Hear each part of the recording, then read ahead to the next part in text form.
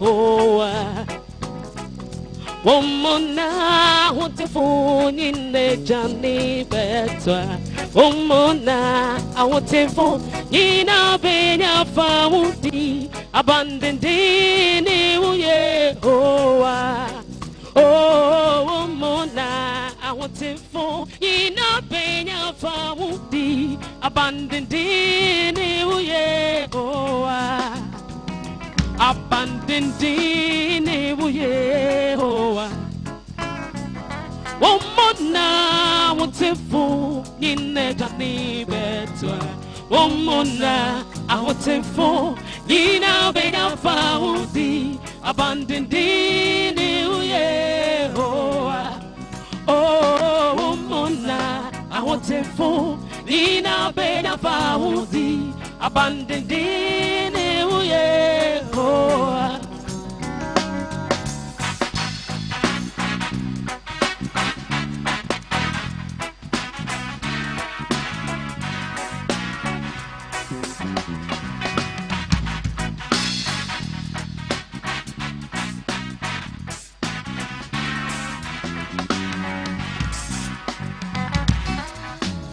Yesu aye onyamenema udi umoja na toye yakutu yesori o yakaseu yakesi Yesu aye onyamenema udi umoja na toye yakutu yesori o yakaseu yakesi Atia se fonga impeni fwetu nunai wakutu sorry o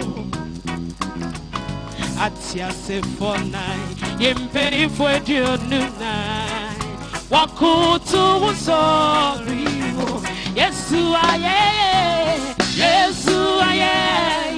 onyamini ma udi umoja na toye yakutu yesori o yekase o yekesi Yesu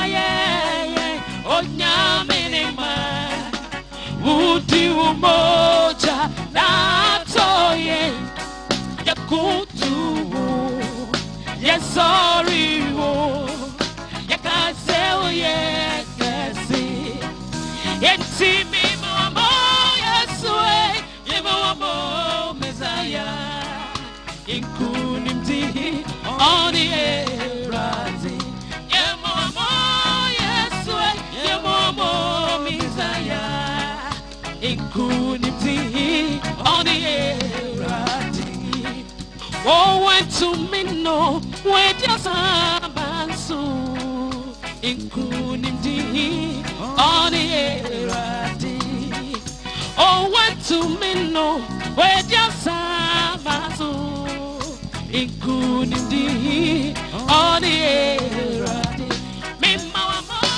Yesue Mima wamo Messiah Inkuni mtihi Oni erati Mima wamo Yesue Mima wamo Messiah Inkuni mtihi Oni erati Mima wamo Yesue Mima wamo Messiah Inkuni mtihi Oni erati Mima wamo Yesue Mima wamo Messiah Inkuni mtihi Oni erati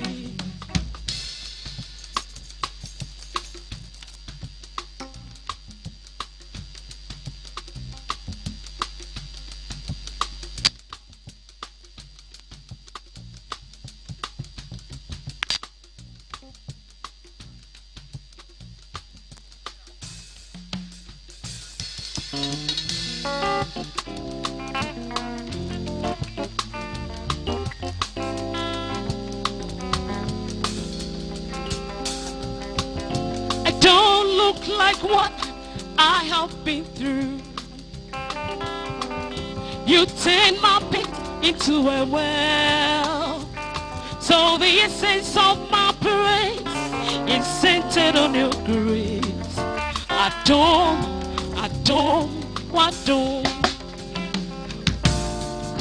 I've been through a lot, but grace sustained me. My test is now a testimony. So the essence of my praise is centered on your grace. I don't. It was you, my lawyer in the courtroom. It was you, my soldier on that battlefield. So the essence of my praise is centered on your grace. I don't. Oh, I do more than me. I don't want to know me just see. Hey, I want to know me walk. Though the essence of my praise is centered on your grace. I don't. Hey, I do more than me.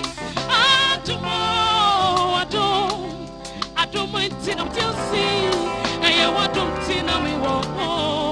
Though the essence of my praise is centered on your grace.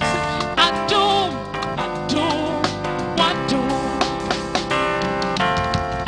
You have changed my story. Who has given me a song? Turn my morning into dancing. It is you and just your grace. You have changed my story. Protocol breaker, you made a way. Turn my morning into dancing. It is you and just your grace. Couldn't have made it without you. Yeah.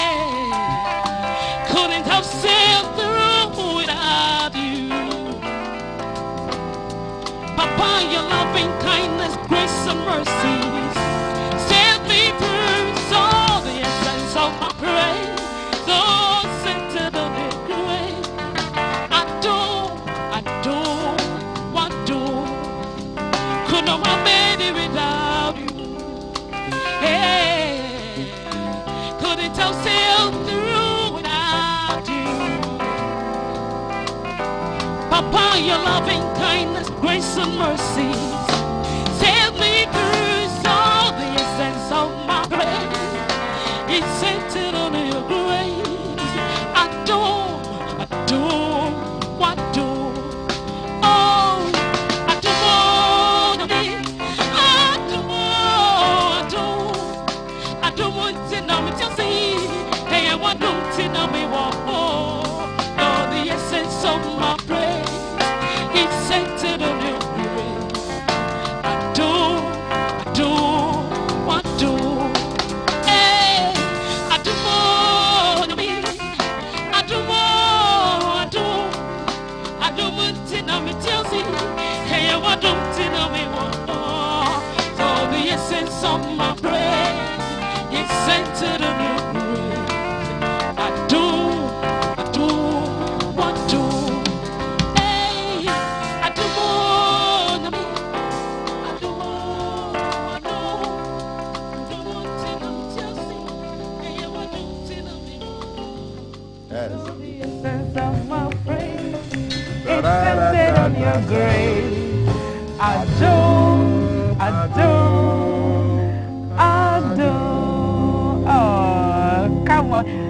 Thank God it's Friday. Welcome. Good morning. Good morning, Cap. You see, when it's sweet like that, you're even afraid that you want too much. But if it's nice, you play it twice. I'm awake. They'll come back again. The music was from Isichiri Band. Sugar. Which means what? Sugar, right? Sweetness. Like you and Val. So this one is all for you people. Welcome to the show. Today is the 13th of August, 2021. And if you are a lefty, today is World Left-Handers Day. What are your experiences? What is it like to be a lefty? our international producer is a lefty, and she's always doing her thing like that, you know. It's nice. Happy day for you. Yeah, I have a son who is a left-handed guy. Okay. So I asked him yesterday. He's a day by day. Yes, day by day. So I said yesterday I asked him, tomorrow is International Left-Handers Day. What's it like to be a left-handed person? So, just like any right-handed person. But I doubt it. No, I think they have very unique experience. He says he's cool. He I have a colleague in the different, newsroom, Barbara Kuma, so big day to you. So she when she uses a computer, she would always move the mouse to the other side. Of course. So you come to the workstation and you're like, why is the mouse at the wrong side? It's the right side for me. Yes, yes. So people have had terrible experiences. People have been beaten. People have been sad. People have been traumatized. People have been shifted from right to left. One of my really good friends is also another really good friend of mine, Crystal Osei, is also a southpaw. So I have like at least two of them. My brother was actually a left-handed person, and he was baptized into being right-handed. Who did that? I plead the fifth. I hear you. Listen, you're welcome to the show. If you are left-handed, today's your day. Give us your experiences. What is it like? I'm reading a lot of comments. It's just going nice and hot on Facebook. So hashtag GTV breakfast, hashtag left-handers day. We want to find out your experiences. What do we have today on the show? I mean, we are starting off with motivational message. Today, it's about how to balance your life. You know how easy it is to get caught up in just one aspect of your life. So our good doctor will be talking to us about how to maintain a good balance between work, relationships, social life, and just to make sure that you're all rounded, because you can't be all about work. You can't be all about home, hopefully. I've been saying this on social media, Charlie. This life, no balance. This life is no balance. No balance. There's no balance at all. You need alignment. Dr. Osei will be talking to us about how to balance your whole life. Of course, fantastic music from a C-Tray band. Kaf says he plays the keyboard. So we'll try and get him on and see how he did. Don't make me sing, please. Don't make me sing. Well, you, Damasco, you're the feature. Yeah, but I'm still not awake yet. So thank God this way. Thank God we don't have to go to work anymore. If you're like us and you don't have to work tomorrow, I'm sure Cap has so much to do this weekend. But there's a lot to look forward to in the program today. Of course, we'll bring you your newspaper headlines. We're keeping an eye on something very, very exclusive, and of course we have a special report. The reporter is in the house and will tell you all about it. For now, let's take our motivational message, I think. Indeed, it's we didn't see her there. What happened? She's there. She's around there. She's getting ready, and I'm sure she'll say hello to us very, very soon, and she will tell us what she's up to today. So many things that are trending on social media. Valerie, what do you have? Hi guys, good morning. And so today we'll have a light day on the show today. We have the C-Tray band in studio. We're going to have you guys interact with us on GTV breakfast. Send in your request, any songs you want them to perform. You can actually send in songs for Kafui and Thelma to perform, and maybe myself and some of our producers. We are actually having fun today. There are lots of stuff trending. Today we are going to talk about a special corner. We're going to talk about body shaming and how not to shame women. Stuff like that's trending. And so these and more coming up on hashtag GTV breakfast. And we also urge you not to just watch us, but to go on our page, follow us, and share our stuff. Back to you guys. Okay, so follow GBC News, follow Ghana Broadcasting Corporation on Facebook, follow us on our social media handles. Use the hashtag GTV breakfast. We need you to share, and we need you to follow us so that you can get all the exclusive details. And we post so much off-screen stuff as well. Yeah. So you don't want to miss that. There's an exclusive segment we call the Yellow Couch. Yes, and Sanchez was playing football at that time. Sanchez was, come on. Valerie Sanchez. Sanchez is Valerie, by the way. Yes, yes. I thank God I'm not Messi, obviously, because there's only one Messi. Speak some Spanish for me. Speak some Spanish for me. I like your Spanish. Te amo. So that's a lot of love coming to us on Friday. It's a Tray band in the house performing some live music for us. Take it away, guys. We'll be back.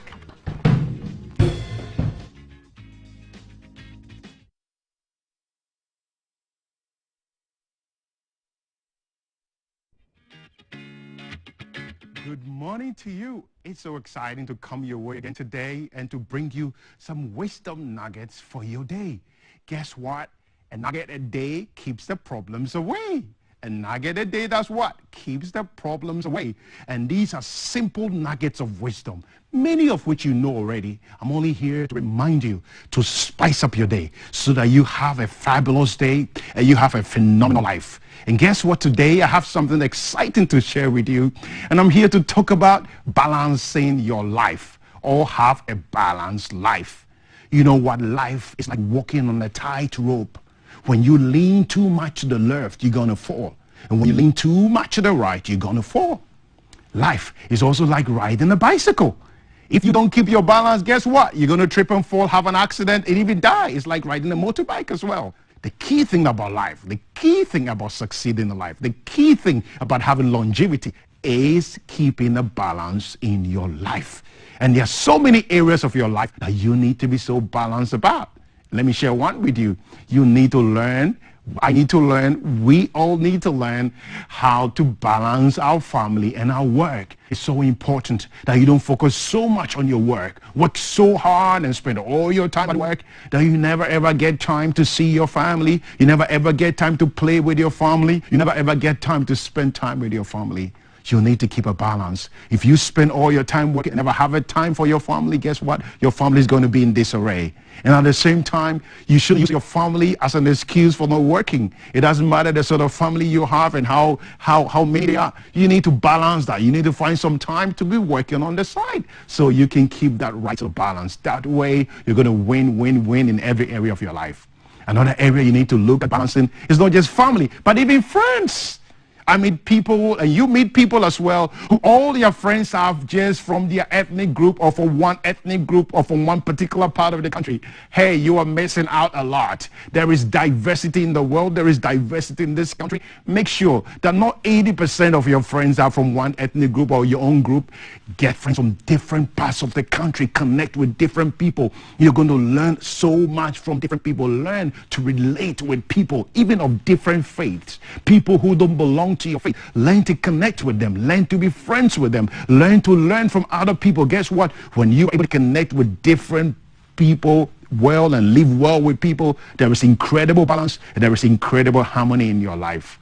Another area that you want to keep balance, really very important, is learn to balance wisdom and spirituality. You find many times that people are stuck in one part of this. There are those people who, no matter the problem that they find, is spiritual. You know, even if that there is no water, it's because some spirit or some witch or some whatever has created that problem. No matter the problem that they find, it's so spiritual. And there are other people who don't believe in any kind of spirituality. Everything is physical and there is nothing else outside what we can see. I think it's so important that you keep that balance. One area where you find that is when people are sick. There are those who, when they are sick, they think that they don't need to go to the hospital. They don't need any medical science to help them. And all they're doing is looking for one person to pray for them or the other, and many of them end up complicating their sickness. You know what? I believe even God uses doctors and uses medicine to heal us. And so do get a balance. Get the science and get the wisdom, and at the same time, get the spirituality, put them together, and your life is going to be balanced. Not only in that area.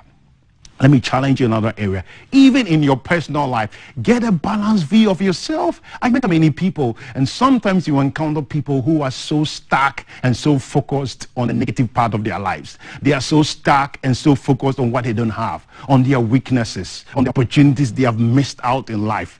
I'm here to tell you, don't just focus on the negative side of your life.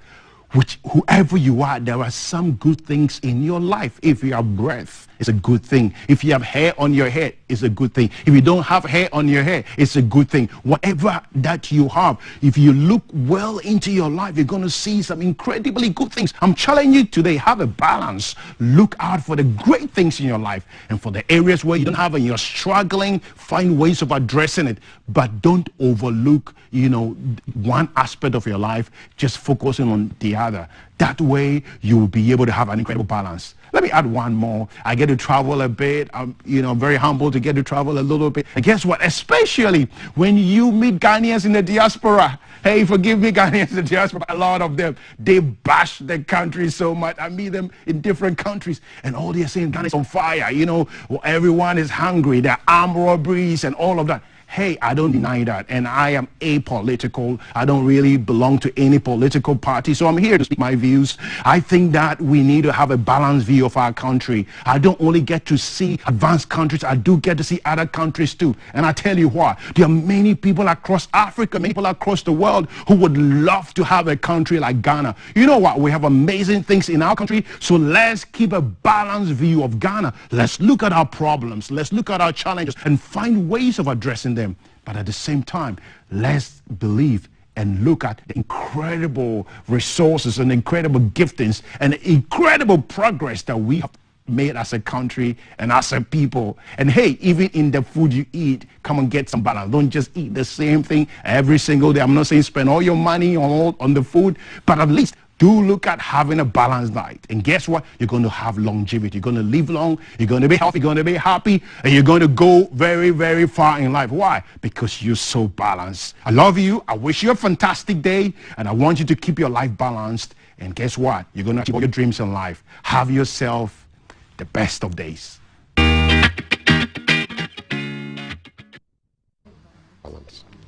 Thank you, Dr. Kofi Osei Kusi, for that motivational message. Kaf says it exactly that.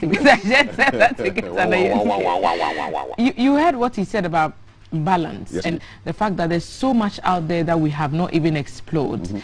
How do you keep balance in your lives, guys? It's not all about work, is it? No, it's not. No. Well, the temptation is to do a lot because, you know, these days social media can actually unbalance you, you know.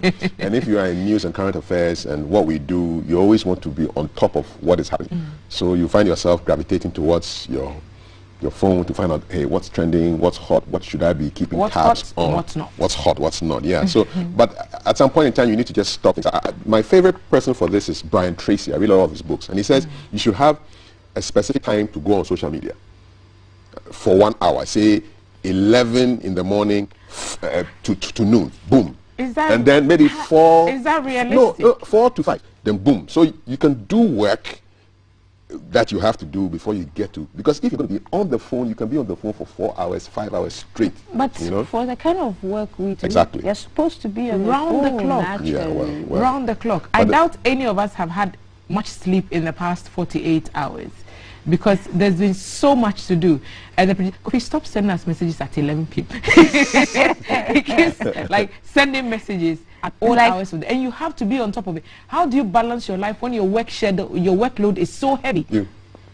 I try to do it one day at a time. I take it slowly because it's overwhelming. You have to do this, juggle, drive here, go back and forth. I think I do it one day at a time. That's what I do. Dr. Kusi is saying there's so much more to do. So explore the space around you, explore the country that you live in. Local tourism is suffering because we don't travel enough. And there's a bad thing they say about Accra people, that we never travel. But you disprove that. You travel, don't you? Yes, I do. Yes, you travel, don't travel you? Yeah. Yes. And the local tourism, I've started Ghana, doing. I'm one of the ambassadors for Visit Volta. So we went to the Volta. Maybe one weekend we'll go to Volta and do live. Yeah, why not? Yes, the beaches are so clean. Yeah, so clean and white nice. beaches. Yeah. Straight so up. We'll take you there. Call me Ambassador Kaf. Ambassador. Thank you very much. Good on you, good on you, good on you. Thank you for joining us on The Breakfast Show. Hashtag GTV Breakfast. Follow us on all our social media handles. It's displayed right on your screen. So we are on Facebook, we're on Twitter, we're on Instagram. We are getting on Snapchat, crap. So like follow us, like our page, share the content that you see. We need to see you getting engaged with us. That's how we get better. We need to hear your voice. That's how we improve. So do that for us. But we've just heard motivational message. Let's see what to expect. It's been quite chilly for the past 24 hours. Do we expect it to continue? Let's see what the weather is going to tell us.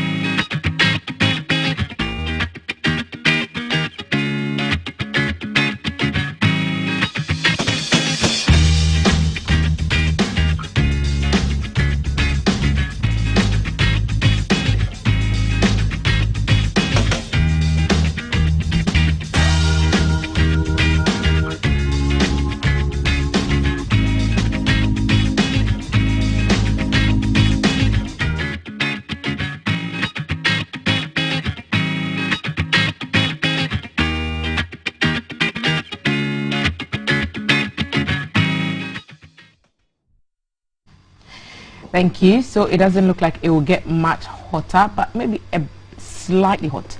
Has anyone felt the chill lately? It rained for the better part of the whole yesterday. The whole of yesterday.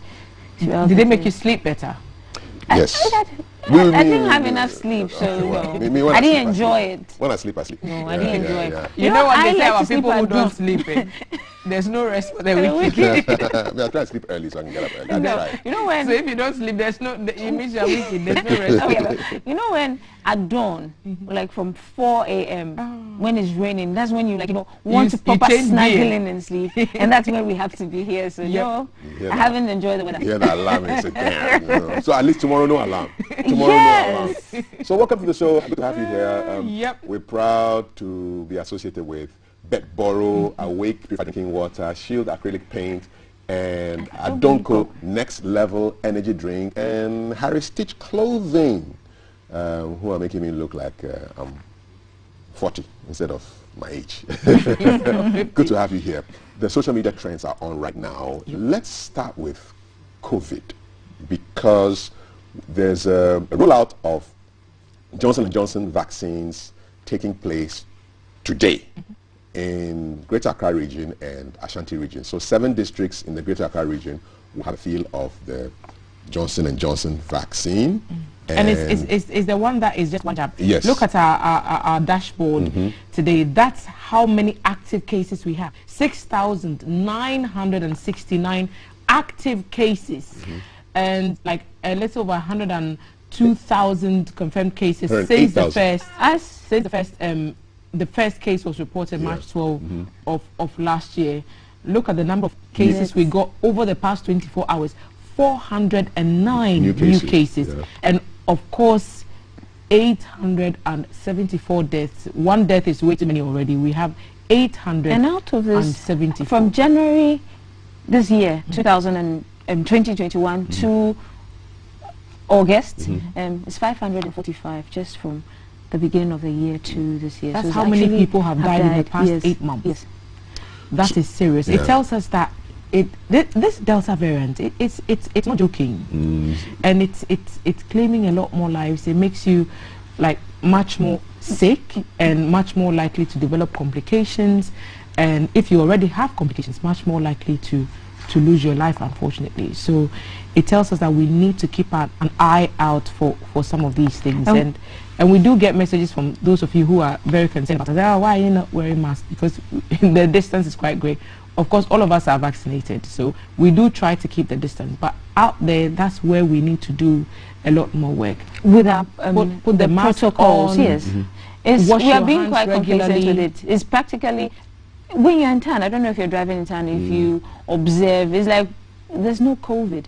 Yeah, and the filling stations, back in the heat of the moment, before you enter, you'd wash your hands, then they'll give you sanitizer. Now you don't even see the Veronica buckets anymore. We just pass by the bucket as if it's a... But the bucket is not even there, Cam. I see the buckets are full of watter and soap. There's a friend of mine who actually didn't believe that COVID was real. And it's not like he's an illiterate. He's like educated and all. And then 2 days ago, he got COVID. And so I asked him, so now you believe it's COVID? So do you believe it? What did he say? Yes. He said yes, I believe Now he believes. Yes. Is he symptomatic? Actually, yes. So he's going through... He's going through... the loss of smell, the loss of taste, and all the... Yep. And now he... cold and flu yes. And so now he believes there's COVID. So there are still people who believe that COVID isn't real and it's some sort of maybe an infection or something. Especially in the month of August, when August is a big month for Ghana because it's the month where a lot of festivals happen. This weekend, Homowo is happening at Gamashi. Today is Twins Festival. So yeah, shout out to Gamashi. Yes. What does that mean? Oh, it's a Twins Festival. Okay. So we believe that twins are blessings. When I say we, I mean we the guys. We believe that twins are blessings. So if you have a twin birth, then the twin should be celebrated. You should be celebrated as well. So we have this whole festival, which comes the day before the climax of the Homowo festival, because Homowo is not just one day. So it's a series of activities that climax on the day that play is made, as you may know it. So Yeye is just like the New Year's Eve, and then Homowo is like New Year's What Day. does ye mean? It's That's what between I It's a twin festival where you does have it mean twins. something? The word ye? No, That's it's what I just- want to no. know. No, it's It's you a- know it's a when song they are and a chant. when they are walking the streets of Gamashi. Sing the song. It's a Sing the song. I want to know. I don't know. So it's a twin, and then so it's a That's what I want so to know. they parade the streets of Gamashi, adorning. So Thank you. Yeah, if the band, if essentially can make later, I would love to hear it. maybe later, later. Okay, good. Now I know. I'm just curious. Now One I day we'll know. have twins. One day we'll have twins. Now I know. My sister is actually a twin. Princess, happy Twins Festival to you. Happy Twins Festival to Pearl Kwade and the Pelvis Kwade in the GBC newsroom. So Okay. they are Oh, twins yeah, they are in the newsroom. twins. So All we right. love you guys. Yo, double for all of you. So it's Twins Day today. Especially so it brings me back to my COVID conversation, especially when it comes to festivals and people are more likely to lose themselves in the fun and excitement. It tells us that we are not in normal times and we really should not let our guard down. Okay. So even as we do all these celebrations, we need to be mindful that the world is battling a pandemic, and we should be mindful that we are not compromising ourselves and the people we love We are done. in our celebrations. You're excited. I am excited. And we're also excited because these days the police are not just in their jeeps Nope. or on their motorbikes or walking the streets like a lot of people, but they are now mounted. So the police now have a community patrol initiative where they are sitting on horses. Look at that. There they so are. yesterday that started a very big trend. Okay, so why horses? That's what everybody's asking. Why not horses? I mean, Because we are used to seeing the traditional policeman, Ghanaian policeman, Exactly. walking the streets on their patrol or cars. hiding behind some trees to wait for Some you traffic to fly lights, the law. exactly. So why horses? Like, Well- maybe we need to just engage them and ask why why they the chose. horses? Yes. Yes, probably we'll probably get Madam Ifyatinge on the line later on to tell us why the horses. they chose or horses. the new Dr. Apari. He won't speak. His PR will speak. First, for him. first 100 days. So Somebody on the police are mounted Twitter, now. somebody on Twitter yesterday, when the pictures went viral, said that they're using the horses because there's too much traffic in Accra and they need to maneuver. It could be a reason. I mean, it makes sense. But how do you chase criminals if you are on horseback? Can a man outrun a horse? But can a horse outrun a If motorbike? you are- Can yes. a horse outrun Or in a car? ghetto. Can a horse outrun somebody who is intent on? If somebody is running and the person is in the community, there are so many places the person could pass. Can a horse The go man is through? high up. He can see more. It's almost like a drone, you know. Police visibility. Yeah, he's high up and he can see what's going on. But we will find out the answers Well, from we'll the find police. out because we still want to know Me, I why like horses. it. Me, I like It, it. it I also like means it. that It's- now you have to know how to ride horses before you join the police, because But they if train they them. put you on a No, horse. they train them. They train them. They train them. So I think it's new things are happening. There are wild yeah. on street crimes, on residential crimes, on highway crimes, and now we've got horses in the business. So hey, we'll find out exactly why this is Why happening. horses?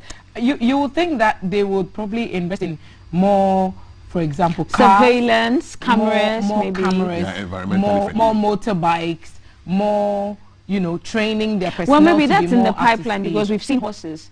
So maybe that's in the pipeline as well. Me, I like the Me, horses. I want to see the cameras like. Yeah, you're excited about the horses. but Yes. I'm thinking, how do you chase a criminal? We'll get that. If you're on We'll call the horseback?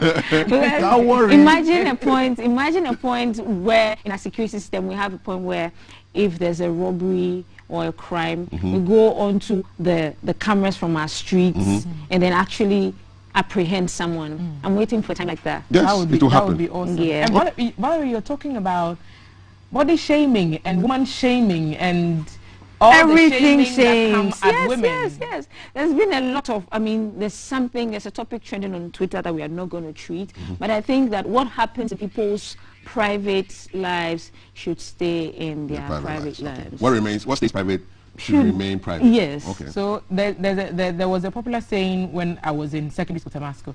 There was a place in a corner or a classroom block, and they had written there, when you come here, what we do here, what we say here, what we hear here, when we live here, let's all remain here. Yeah. Because people have a right to their privacy. I mean, and people should not the fact that we are public figures, all of us are presenters, and so we can probably imagine some of these comments that we are seeing on Twitter, unsavory as they may seem. Yep. Yes, you do have a right to comment on our lives because you think you're a part of it. We invite you into part of ourselves that necessarily, I know Valerie, for example, when we started this journey and the team was like, oh, let's activate our social media handles. Some people are very private and they don't want people in their business. But because of the kind of work that we do, I mean, in recent, it's become fair game. Yes, but it doesn't mean that we cross the line. Yeah, I mean, what somebody decides to do in their private life is that I don't think so long as it's not illegal. No, I don't think that anybody has the moral right to question another person's morals. And Kav, do you find it interesting that it's usually women who get the shorter end of the stick for some of these things? It's not right. But the world we live in now, everybody just feels they can. And I mean, social media is like concern on cocaine. You know, it's just on cook. I mean, it's just high. But you shouldn't wake up and decide to be mean to somebody on social media and hope that the person will feel bad. I do see the bundle and the anonymity of the keyboard. Nobody has the moral to do stuff hashtag like be kind. Be kind. Hashtag be kind. There's another hashtag also going around today. Today is International Left-Handers Day. So the fact that I'm using my left hand doesn't mean I'm insulting you, but I'm just trying to live. It's really a big cultural thing, you know. In our communities, you cannot use you don't use your left hand to point to your father. You don't use your left hand, period. Okay. So let me read a couple of comments for you. Mieza Alfred Jones on Facebook says, I suffered as a child with how to write 7 and P. In fact, I was repeated in class 2 because I couldn't write P and 7 correctly. Can you imagine that? And Kofi Ampendaku says, writing exams in a big hall with so many right-handed people sometimes made me feel odd when I was young. But now I feel I'm specially made. And the last one I want to read is, when I was little, this is from Iram Maguda. When I was little, my mom would beat me for using my left hand. My aunt's husband is left-handed, and he tried several times to help me adjust. I was always beaten for using my left at school, so I started using my right. Though I write with my right hand, I do everything with my left hand. What's it like being a left-handed person? You were also born left. Yes, but I do both now. Okay. Were you forced to become a right-handed person? No. You weren't. So why did you become a right? My brother was forced, but I would say forced. No. Nobody forced. You don't want to betray anybody. Okay, no betrayal. Hashtag Left-Handers Day. Let's know what. But you realize that everybody who is left-handed and switches to the right, you realize that they quick-tempered and gesture a lot with their left, regardless. Okay. Yes. All right. Yes. I hear you. We'll say no more. Messi is left-handed. I just had to show that. This messy woman. We're going for a break. We return with a lot. There's a feature on Cha-Cha. You know Cha-Cha? Yes, the mats. I love lying on them, you know, and just feeling close to the ground. Relax. What's all that about? We'll find out.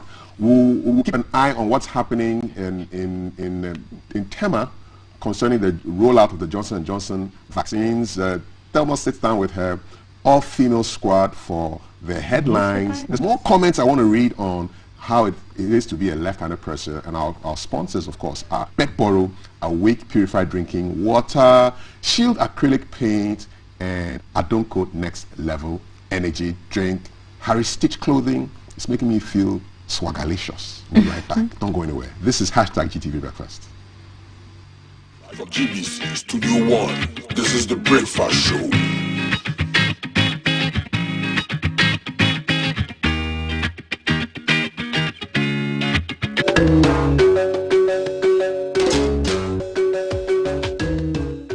Across Africa, nations are beginning to trade among themselves like never before, creating the largest continental market the world has ever seen. On the Single African Market Program, we will show you how products, services, capital and people will be crossing barriers as the continent and its citizens embrace a single market in a sustainable manner for growth and development to meet targeted UN development goals. Congratulations, Your Excellency. Agriculture, manufacturing, aviation, maritime, mining, energy, tourism, technology and telecommunication, formal and informal trading, education, health, legal justice, financial and stock markets are all connecting in one African market. Get the latest update on all opportunities from the Continent Trade House. Know the success stories and how challenges are being addressed. Africa is ready to trade among itself and the world. So are the people. The single African market is the voice of businesses that trumpets the vision of Africa everywhere. In association with the Government of Ghana, International Chamber of Commerce, Business for Peace Foundation, GIZ, UNECA, and UNDP. All new this July at this time on GTV. Have you joined the Karimbu journey yet on GTV? What are you waiting for? Karimbu is a quiz tournament, but I call it a journey. On Karimbu, we go on an exciting, stimulating trip where we hear the story about us, Ghanaians and Africans. We learn about where we came from and about the niche we occupy in this universe. This unique tale is spun in the answers given by our bright young students in the quiz. They win many attractive cash prizes as they tell the story. The overall winner gets a whopping 5,000 cedis. Karimbu is a Dagbani word that means reading or learning. The quiz show Karimbu is about Ghana and Africa. Join us on this incredible, invigorating, motivating, and inspiring ride. Karimbu is shown every Saturday afternoon at 3 p.m. on GTV.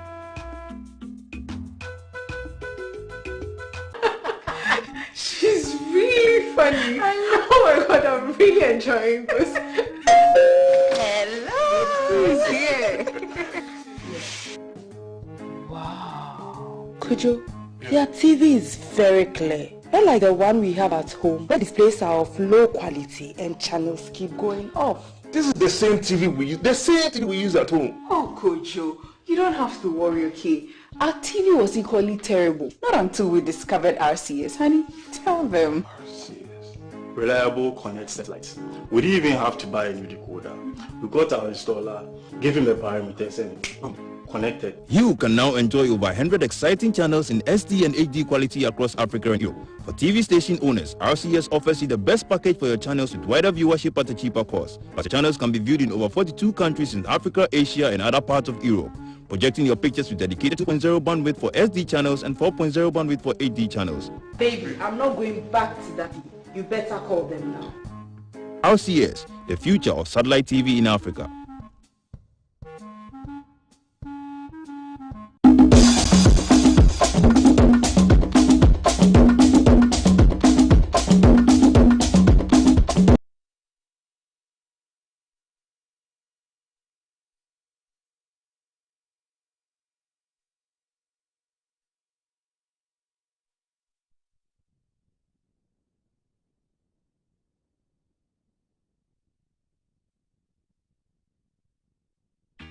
Coming live from the capital, this is the Breakfast Show.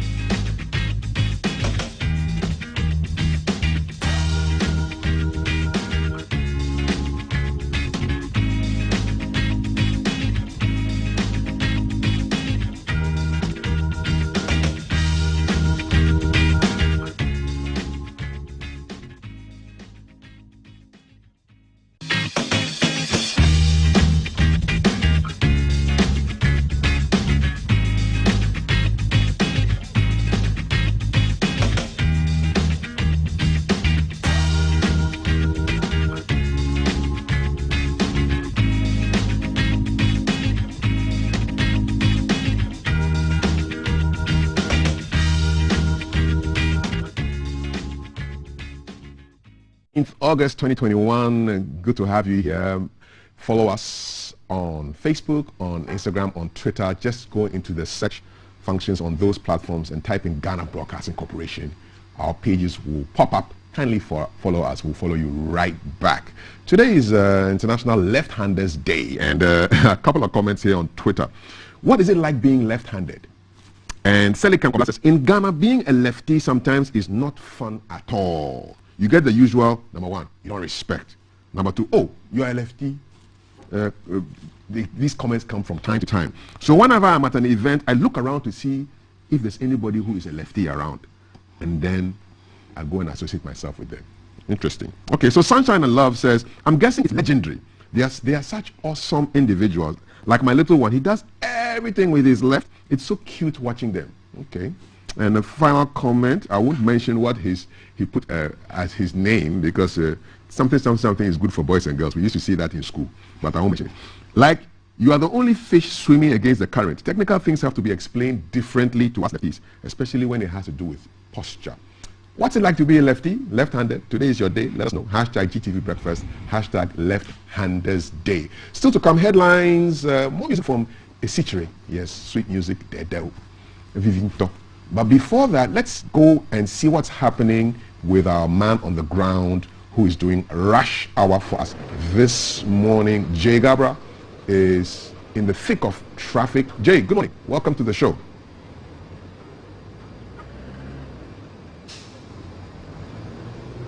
Okay, so, well, while we're waiting for Jay to come on, I guess I will just flip to something that I want to share with you that's coming from the Volta region, where I also happen to come from.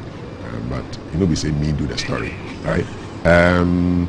So let's go to our feature right now from the Volta region. But before that, let's check out Jay, who's on the ground in Tema, Greater Accra region. So Jay, good morning. I'm bringing you a live report here at Committee 25 VRA Junction, where this place is quite infamous for the traffic build-up. And as you can see from the scenes around, you can tell the traffic jam and the congestion is really, really serious. So this morning we want to bring these scenes so that we can appeal to an authority, whichever body is in charge. If they can make this a dual carriage kind of road, that will help. Because this kind of congestion is coming from those, all the way from those from Dawenya, and then those coming from the VRA side as well, all the way towards Tema. And I believe for those for commuters going towards Central University and those environs, they are fine. So what happens is some drivers try to avoid the traffic, and then they leave the main road and start using the shoulders of the road. And when they try to force their way in, when they get to the front, it creates a bottleneck. And the blowback is kind of what we are seeing over here. So all these obstructions also don't aid with a smooth flow of the traffic. So if the police can also come here and try and curb all these drivers from using these roads, that would also help as well. All right, well, that was Jay in Tema, and Jay will be coming back to us later on, where he's keeping an eye on the rollout of the Johnson & Johnson vaccine, which is happening today. 7 districts in the Greater Accra region will be feeling that new Johnson & Johnson vaccine, and then 4 districts in the Ashanti region. So that's Jay reporting to us from Tema. Well, I think those roads have to be fixed. After all, this year is the year of roads. Yeah. So yeah, Tema people also deserve good roads. So hopefully his call out there will be heard by the minister responsible for making sure that we have great access roads. Now let's go from Greater Accra region to the Volta region, where there's an interesting story that we would like to show with you. It's a feature. Okay. So in almost every household in the Volta region, you will find this item featuring there. It's an ancient item preserved by the people for decades, and over the years various versions have come about, but we want to take you into exactly what it's all about. The word is achacha. It's the reed mat, and it's a story by Beatrice Senaju, our colleague. Take a look.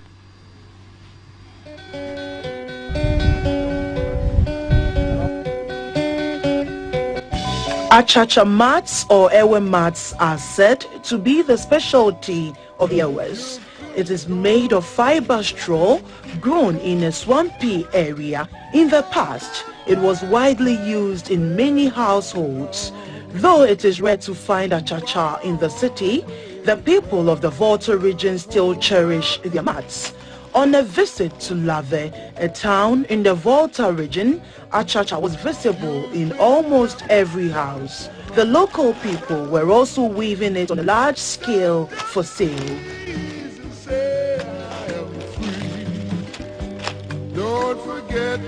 To make these mats, the straw is cut and gathered at a point, then spread out to dry early.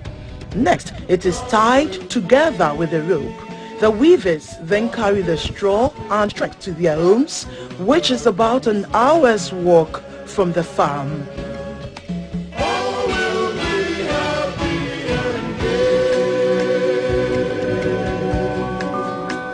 Brisk business begins immediately at their destination. There are two types of achacha. The first is the travel mat. It is lightweight, mixed with other dyed straw to add some beauty. The other type is the home mattress. This type is heavy. It is woven in columns to get a complete mattress size. Each column contains 100 straws gathered and tied together.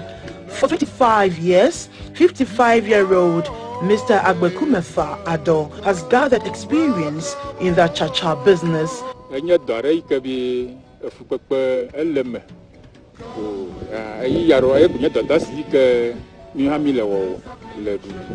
There is so much toil in this job. Sometimes you get money. This work was handed down to us by our forebears. You need to sieve the bad stuff from it.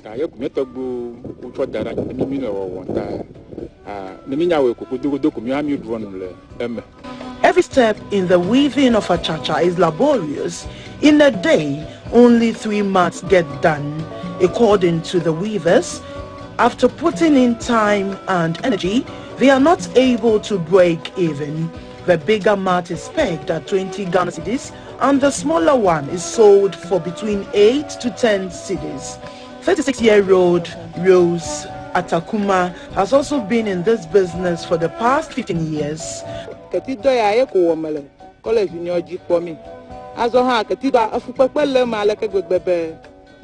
is the work I have been doing for a living. We walk a long way to the farm to cut the raffia.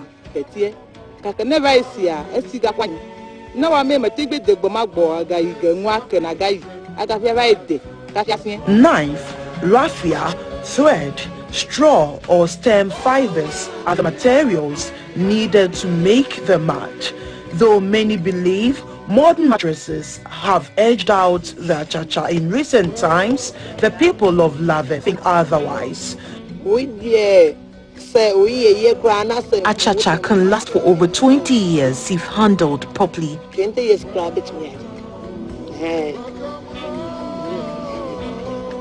Joanna Tony says sleeping on achacha is medicinal and good for the body. She believes we should go back to our roots.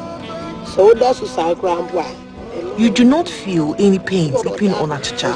Some of our people, after using the airwear mats for long, are uncomfortable using the modern mattresses. The weavers mentioned some challenges confronting their work. How to get good markets for the raffia mat is the problem. We have no hope. We plead with the government to help us out. At Lave, the production and use of achacha is very high. They believe since achacha has stood the test of time and even modernity has not been able to replace it completely, projects like the government's One District, One Factory can promote their treasure.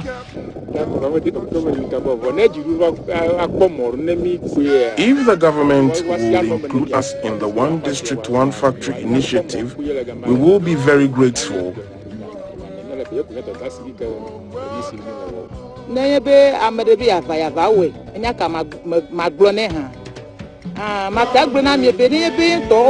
Anyone willing to be part of this work is welcome. I think I was seeing you now maybe away madam still I'm able we have never way and now at your roller by a family. You have never know how at your product. The finished products are transported to Dabala for sale. Wholesalers also move from Akosombo, Akuse, and other parts of the country to buy and sell. I guess you were wondering whether I was sleeping on a high-density mattress. I'm very, very sorry. It is not. What you see right here is a mat made in Aneweland, a place called Lave, and it is like a high-density mattress. Lying on it, it feels so good. No place caves in like sleeping on other mattresses that it would cave in. This is not like that. It is good on the body, and I think that going forward we should promote what we have here, and this I believe will put money in the pockets of those who are into the production of the Achacha mattress. Weavers and traders hope the Achacha will be modernized to compete with modern mattresses. The people also say modernity should not erase Ghana's heritage. They believe with the right investment, the Achacha can earn some revenue. They call for support from the tourism ministry and organizations like the Ghana Export Promotional Authority to help promote this precious item of our land to the world. Beatrice Sanaju, GBC News, Love. Yekwema. Thank you very much, Beatrice Sanaju. And she's here in the studio with me, Beatrice, a.k.a. Daviajo. How are you? I'm blessed. And you? I'm great. I'm doing very well. So this is a really interesting story. I was happy to see that you went and focused on Achacha, which is a reed mat, and you gave us a whole history and how it's done. But I was sad because to hear that you can only produce three in a day. It's quite laborious, you know, and they wake up as early as 4 and they go to the farm, their plantations, and they will be there from morning till evening. Wow. So evening is like what, 6 p.m.? Yes. Cutting the straws. Yes, because the raffia is grown in a swampy area, so usually they have to go there with their machetes and the rest to get. It's a family business. Usually every community or every household that I entered, they were into this business, so they go in groups. Yeah, so they go cut before they will dry them. They have to sit and wait for it to get dried so that it will be it will not be heavy.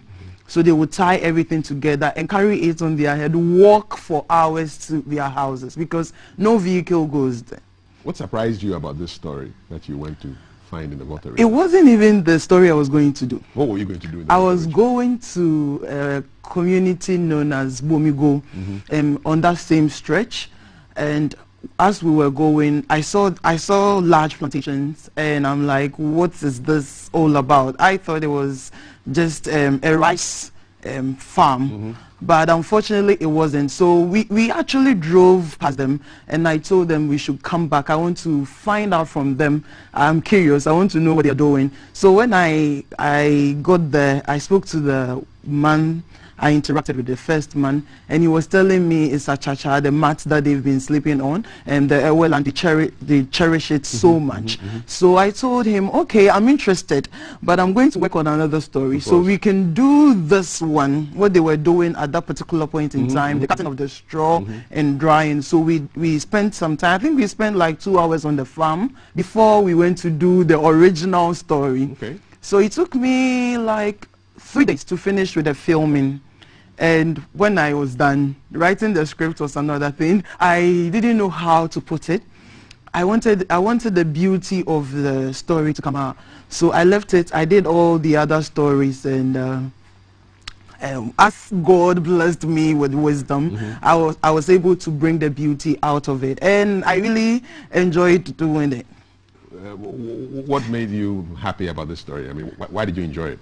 I felt as a country there are a lot of things that we are not, or we have relegated which is good for us, or that will project us on the international borders, but we have relegated them and it's not good. We need to bring them back, even though they are not as fashionable as it is in other foreign countries. We can modernize them. So that was my thinking, that we should promote made in Ghana stuff. Indeed. Yes, so while I was doing it, I wasn't having that mentality, but after when I started scripting it, then I realized that no, you won't find this in Accra, hardly, unless you go to the rural areas. So even in their community, they were selling it not to themselves, among themselves, but to people who come from other Volta region towns.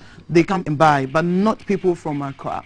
So I was like, okay, so we need to make more noise, make noise about it, because this is something we have. Our forefathers have used it, and is good for the body, the back, and all that. It straightens the bone, the spine. So it was amazing doing it, and the day it went on air, my bosses and all were like, wow, this is a nice story. I didn't know about it, but I think it's something good that we need to push. I love the fact that you were curious, and for me, that is the number one attribute of a good journalist, to be curious, because you didn't go to the Volta region for that story, but your senses were alive, and you thought, I can actually do a story out of this. So good on you for that. I'm really proud of you for that. Before we go, I heard the largest mat is selling for 20 cedis. 20 cedis, just 20 cedis.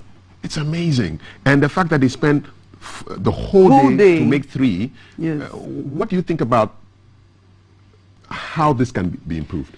You see, now we have digital marketing. There are a lot of things that we can do to promote our stuff, because people don't even know. Now we say Indomie generation and all that. It's those, the old age that knows the health benefits of these things. And we need to make noise about it. We need to promote it on social media. We need to let people know what this mat can do, the benefits that it can give to the people that are in that community. Because if we have even one district, one factory in that community, you can imagine the number of mats they will be able to do. They have all the necessary equipment and the right investment. Beatrice Sanaju, Daviaju, Akbar. Thank you very much. That was a story on a feature on Achacha, the reed mat in the Volta region. Still to come, headlines with Thelma. She sits down with her female cast to look at what's happening in the news. Today is International Left-Handers Day. A couple of more comments. I was asking the question, what is it like to be left-handed? Beatrice, do you know anybody, any lefties? Can you remember any lefties that you want to shout out this morning? Esther, I do. She's a lefty, yes. Hardcore lefty. Yes. Everything with her left. Left. All right, Esther, good morning and happy International Left-Handers Day to you. So Colin says, I feel really special.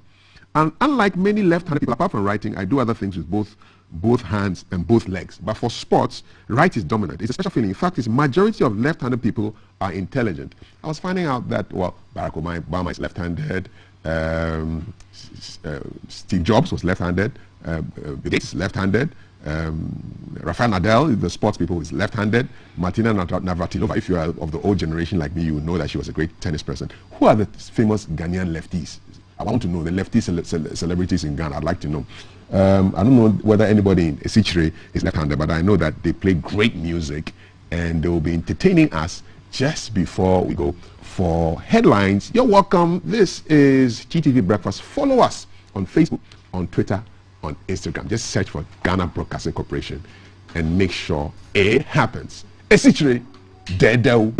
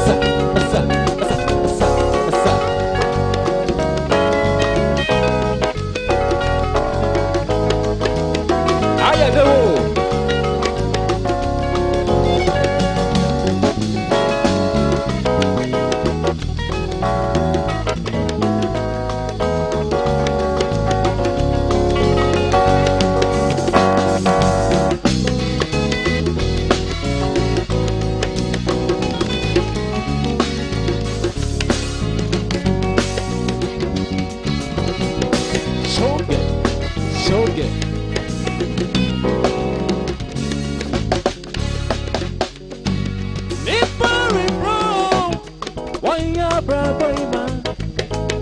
Nipari bro. Wanya sikape mo.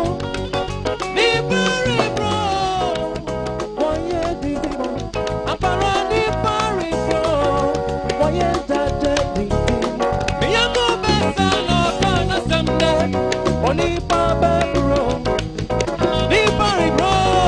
Wasana yako wemo. Nipari bro. Wanya bravo ima. Nipari bro. Wanya sikape mo. Apara nipari bro. Wanya didimo. Nipari bro. Asana yako wemo. Agayewe. Belembe, belembe. Agayewe. Belembe, belembe. Agayewe. Belembe, belembe. Agayewe. Belembe, belembe. Agayewe. Belembe, belembe. Arawa mupati. Belembe, belembe.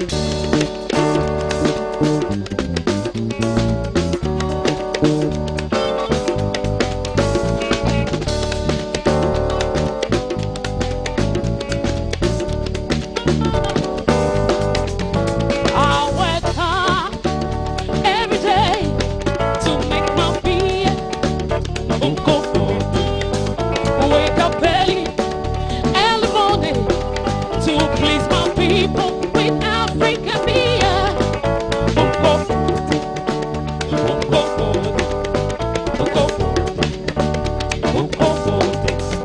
I'll make sure the fire burns to make my beer. My special beer, East African beer. Everybody, come and drink my magic beer. Everybody, come and drink my African beer.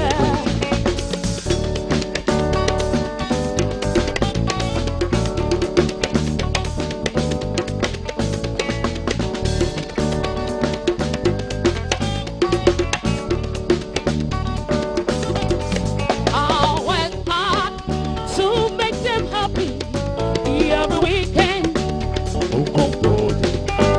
Make them party to the rhythm. Make them dance this magic beer. I wanna make them happy. I wanna make them smile. I wanna make them dance, dance. I'll make sure there's a party when they drink my special beer. It's magic beer. It's African beer. Everybody, come and drink my magic beer. Everybody, come and drink my African beer.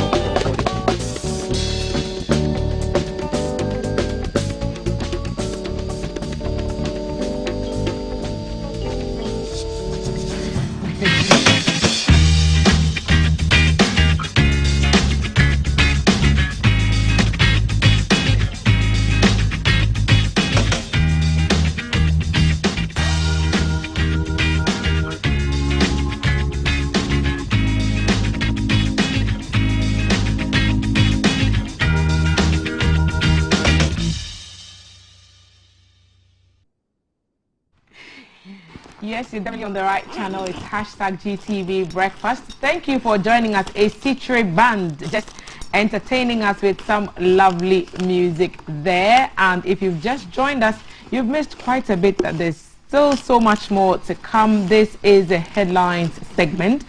And I'm honored to be joined in the studio by two really, really strong women. You know how we do it on Fridays. We just make it an all-women affair here on GTV Breakfast. And I've been joined by Haja Zuwaira Ibrahima. She is MP for Salaga South. Haja, welcome. Thank you so much for joining us. And right next to her, Madam Susan Edua Mankwa, Executive Secretary, National Interest Movement. Aunt Susan, welcome. Thank you. Good and morning. Good morning to you. We've interacted so many times on the weekly press review. Weekly press review is at 10:30 on GBC News, so you catch a more extended version of headlines, stories that made headlines during the week on newspapers on that program. So that's on GBC News and also on GTV as well. Thank you for joining us. Now, because you also work with Noguchi, let me start with the COVID situation and the fact that this morning we are being told that our active cases is almost at 7,000 as we speak. Does it mean a bigger workload for Noguchi now that the cases are going up again in this third wave? Yes, it definitely means more work. So because we are getting more samples coming in, it's not as bad as at first. We're getting in the thousands, but now it's a heavier load than it was maybe at the beginning of the year, but it's not as heavy as it was last year. So we're still honeymooning. Are you still having people walking in? Because I remember sometime last year when we interacted on Weekly Press, as I said, there were people who kept walking into Noguchi and saying, I want to get tested. Yes. Do you still see those numbers coming? Yes, we still have people walking in wanting to get tested. Of course, we have the travelers section where people who are traveling, come in and take the test. But we also have people who just want to know their status and maybe they don't feel well, or the doctor has sent them to come in and test because they're showing signs and symptoms. So we have that also. But we have the ones coming from the facilities. So these are clinical cases coming from the facilities. And the numbers have definitely increased. The positives have definitely increased. I think last week, one day, it was almost 20% of the samples that came in were positive, and that is scary. So really, we have to take our COVID protocols seriously, because we don't want our health facilities to get overwhelmed, and when they get overwhelmed, vulnerable people will die, and not die just from COVID. They will die from other diseases, because if you come in and ICU is full and maybe you have a heart attack, etc., and you need to be in the ICU and it's full of COVID victims, you have nowhere else to go. So it's not just about just the COVID, but when our health system gets overwhelmed, other people with other diseases and other ailments will suffer also. So we definitely have to be careful. It looks like as the numbers are increasing, our behaviors are inversely proportional. Our behaviors are, but we have to set up. There has to be the kind of health education that makes people realize that they are susceptible to it.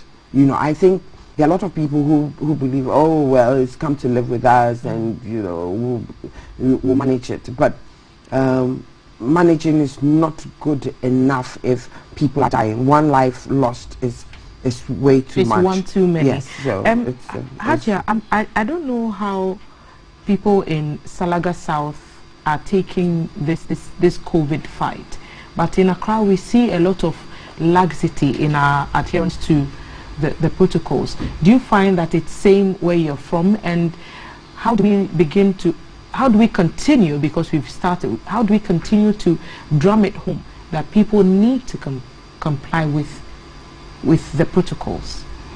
Yeah, I think the situation is pretty much the same in Salaga, where people are simply not adhering to the protocols, but it's very hard to sort of say this is Salaga people behaving in this manner.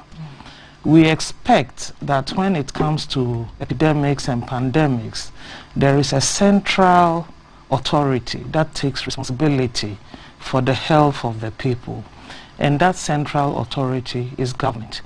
In the first and second wave of the COVID, we saw a very sustained and aggressive public education system to get everybody informed about COVID and what it means to protect ourselves and what it means for the health facilities available. We are not seeing that much in this third wave, although we've been told that the third wave, which is the Delta strain, tends to be more aggressive than even the first and second waves that we saw. And yet the public education on this seems to have laxed. But government has come out and their press briefings, for example, we know we've been informed that the deployment of the Johnson & Johnson vaccine, they have arrived, vaccines have arrived, and the distribution is set to begin on Monday. So what other level of sustained communication would you be referring to? Yeah, it's good that you've mentioned the vaccine. And that's one level of dealing with COVID. The other level is the sensitization, the education, the public education about it, and that was my focus. Indeed, even as at yesterday, the head of expanded immunization program, I heard him on the news, indicating that the vaccination was going to start today. But as I drove here this morning, that seems to have changed and is being moved to Monday. You know, so then there's a 2-day gap. And that is where education becomes critical. What do we do before we get vaccinated? We are also told that even the vaccination does not necessarily mean that we cannot get reinfected. So the vaccine is one end, but it looks to us like the disease has to be one that you and I have to take our destinies into our own hands. And if you permit me, even sitting here now, if everybody watching us on television, hearing us talking about vaccines, hearing us talking about COVID and the prevention, I can see that in this studio, we are not adhering to the protocols. The first protocol is to wear the face mask. It's the #1 preventive measure, and I'm sure Auntie Susan will agree with me. And we haven't adhered to it here. So our viewers out there are not seeing us. In our defense, on the set, because we maintain the meter distance, we leave it to the guests who arrive on the program to decide to take that next level of, because the mask wearing.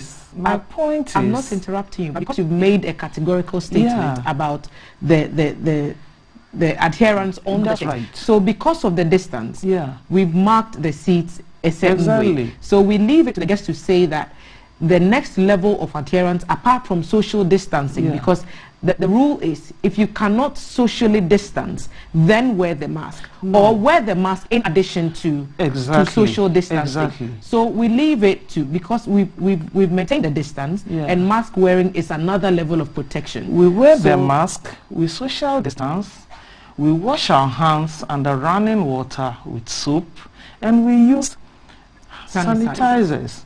So in order, and the point I was making, maybe you were trying to preempt my point, but my point really was, the people our viewers now, seeing us talking about COVID and what it means, are looking at us to set the example. So if they see us not adhering, we are not setting the right example to them. And that is why it's critical that for those of us at the forefront of talking COVID, we must be seen acting anti-COVID. And that is why I think government needs to repackage its educational efforts one more time, drum it down, and let the people appreciate that this is an epidemic. It's not gone away. We are not out of the woods, and we need to work at it.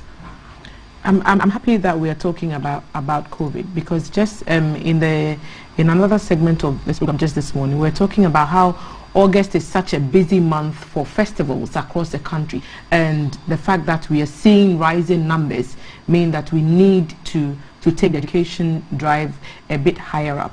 Aunt Susan, we are talking about vaccines and the deployment of these jabs, and the fact that even apathy towards receiving the jabs appear to be dying down. Would you say that is the case, and would you say that people are now more willing to take the jabs, and even if they're not adhering to the protocols as strictly as Hadia has just prompted us that we should be? Well,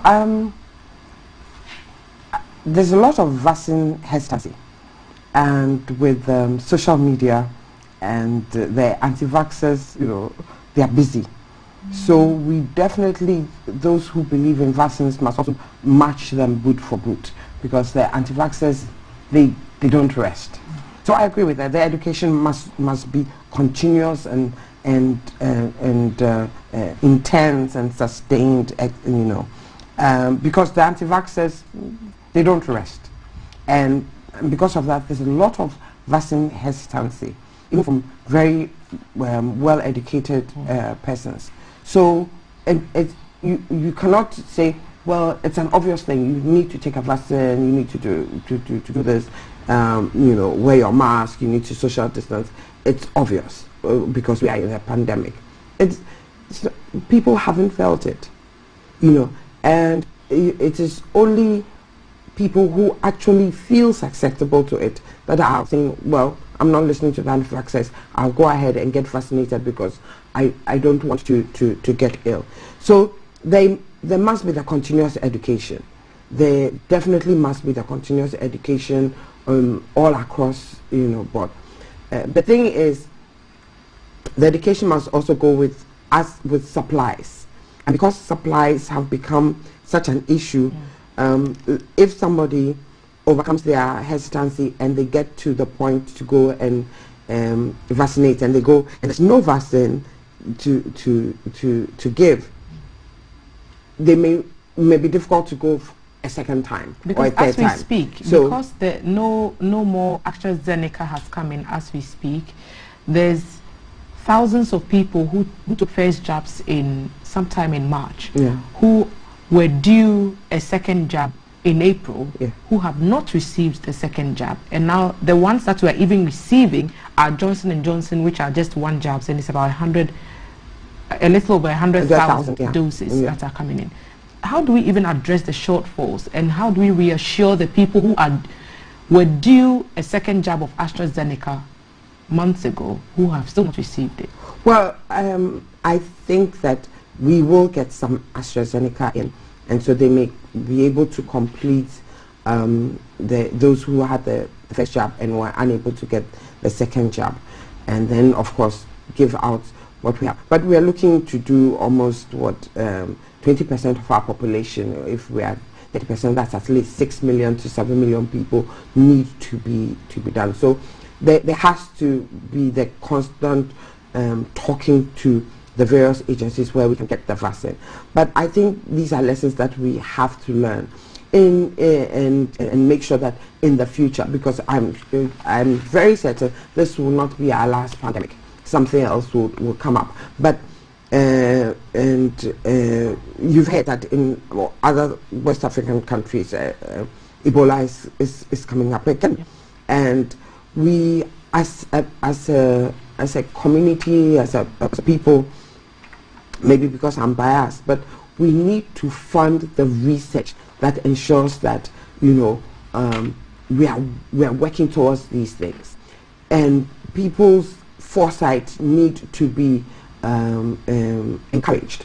Look, if there were not people who were working already in influenza, and during the Ebola time, there were not people who were already working in Ebola as part of their research, even though Ebola seemed far from us. When Ebola broke out in the other West African countries, and people were saying, send it to Noguchi, send it to Noguchi. If people were not working there and had not received grants to work on it, even though Ebola was not anything in our horizon, we would have found ourselves in dire straits.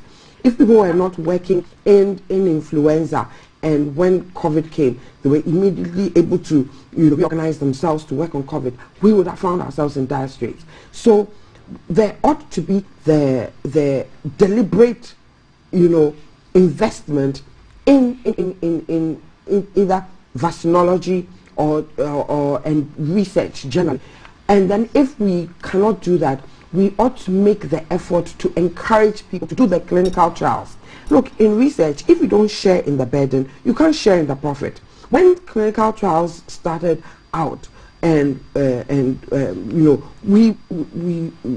the kind of reputation we had gained from the Ebola debacle that we did, where people even in Parliament didn't understand it, and that uproar. We were made a laughing stock in the research world, because they said, look at you people, you don't want to share in the burden, somebody should go and do it. And then you say, because of that, they were, Big Pharma were very hesitant about sending COVID trials our way. You get it? Because look at you. The people did not want to be used in trials. You see, the misinformation, and not just the misinformation, the ignorance, and not finding out what goes into clinical trials. And also the risk. So is it fair to say that because of risk, people are hesitant to take part in such trials? Other people risk their lives to take part in trials so that you can get a vaccine. Why don't you want to partake? Other people risk their lives. There is no medicine that is put out there that has not been tried by some people. You understand? And some people take that effort to say, we are going to do the science, we will take the risk, we will take the burden, and make sure this gets out. And then you want to sit down and think that, oh, you will get it easily. Why can you not? You see, in clinical trials are a calculated risk. The principles and the ethical principles say that do no harm, and that if the person will not benefit, and it's just for science sake, don't do it. And so there are certain ethical principles behind, and the restriction and the laws. We have a law, Act 851, regulated by the FDA, which are one of the best, is one of the best regulators in the sub-region, if not in Africa. And you have the regulator who is overseeing that. Nobody is going to do any mistake. They do the risk-benefit analysis and make sure that people who volunteer to be in clinical trials are the safest people. They are safer than walking on the street of Ghana where a car will knock you down. I mean, we are dying from no, we are dying from road traffic accidents on a daily basis. Every day there's a road traffic accident and it's killing somebody. There are more people dying from that than from any clinical trial. You understand? Because you are more protected. And yet we do not want to participate in that. We did it with the Ebola, and because of we had earned such a bad reputation, nobody wanted to do anything with us in terms of COVID.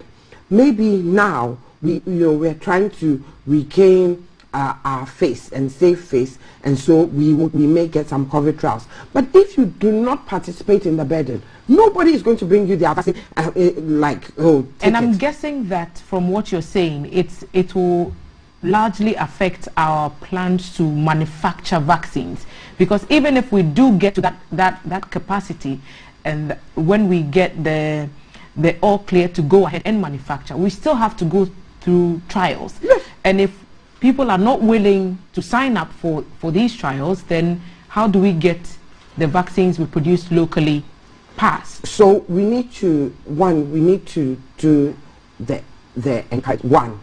First and foremost, let's put the money behind finding the vaccine, or doing the research that requires that will bring about the vaccine. So let's put that money behind, because the reason why the COVID vaccines so early was because governments put money to it, billions to it. If you are looking for a vaccine, because of the amount of money that is used, it will easily take between 10 years or more.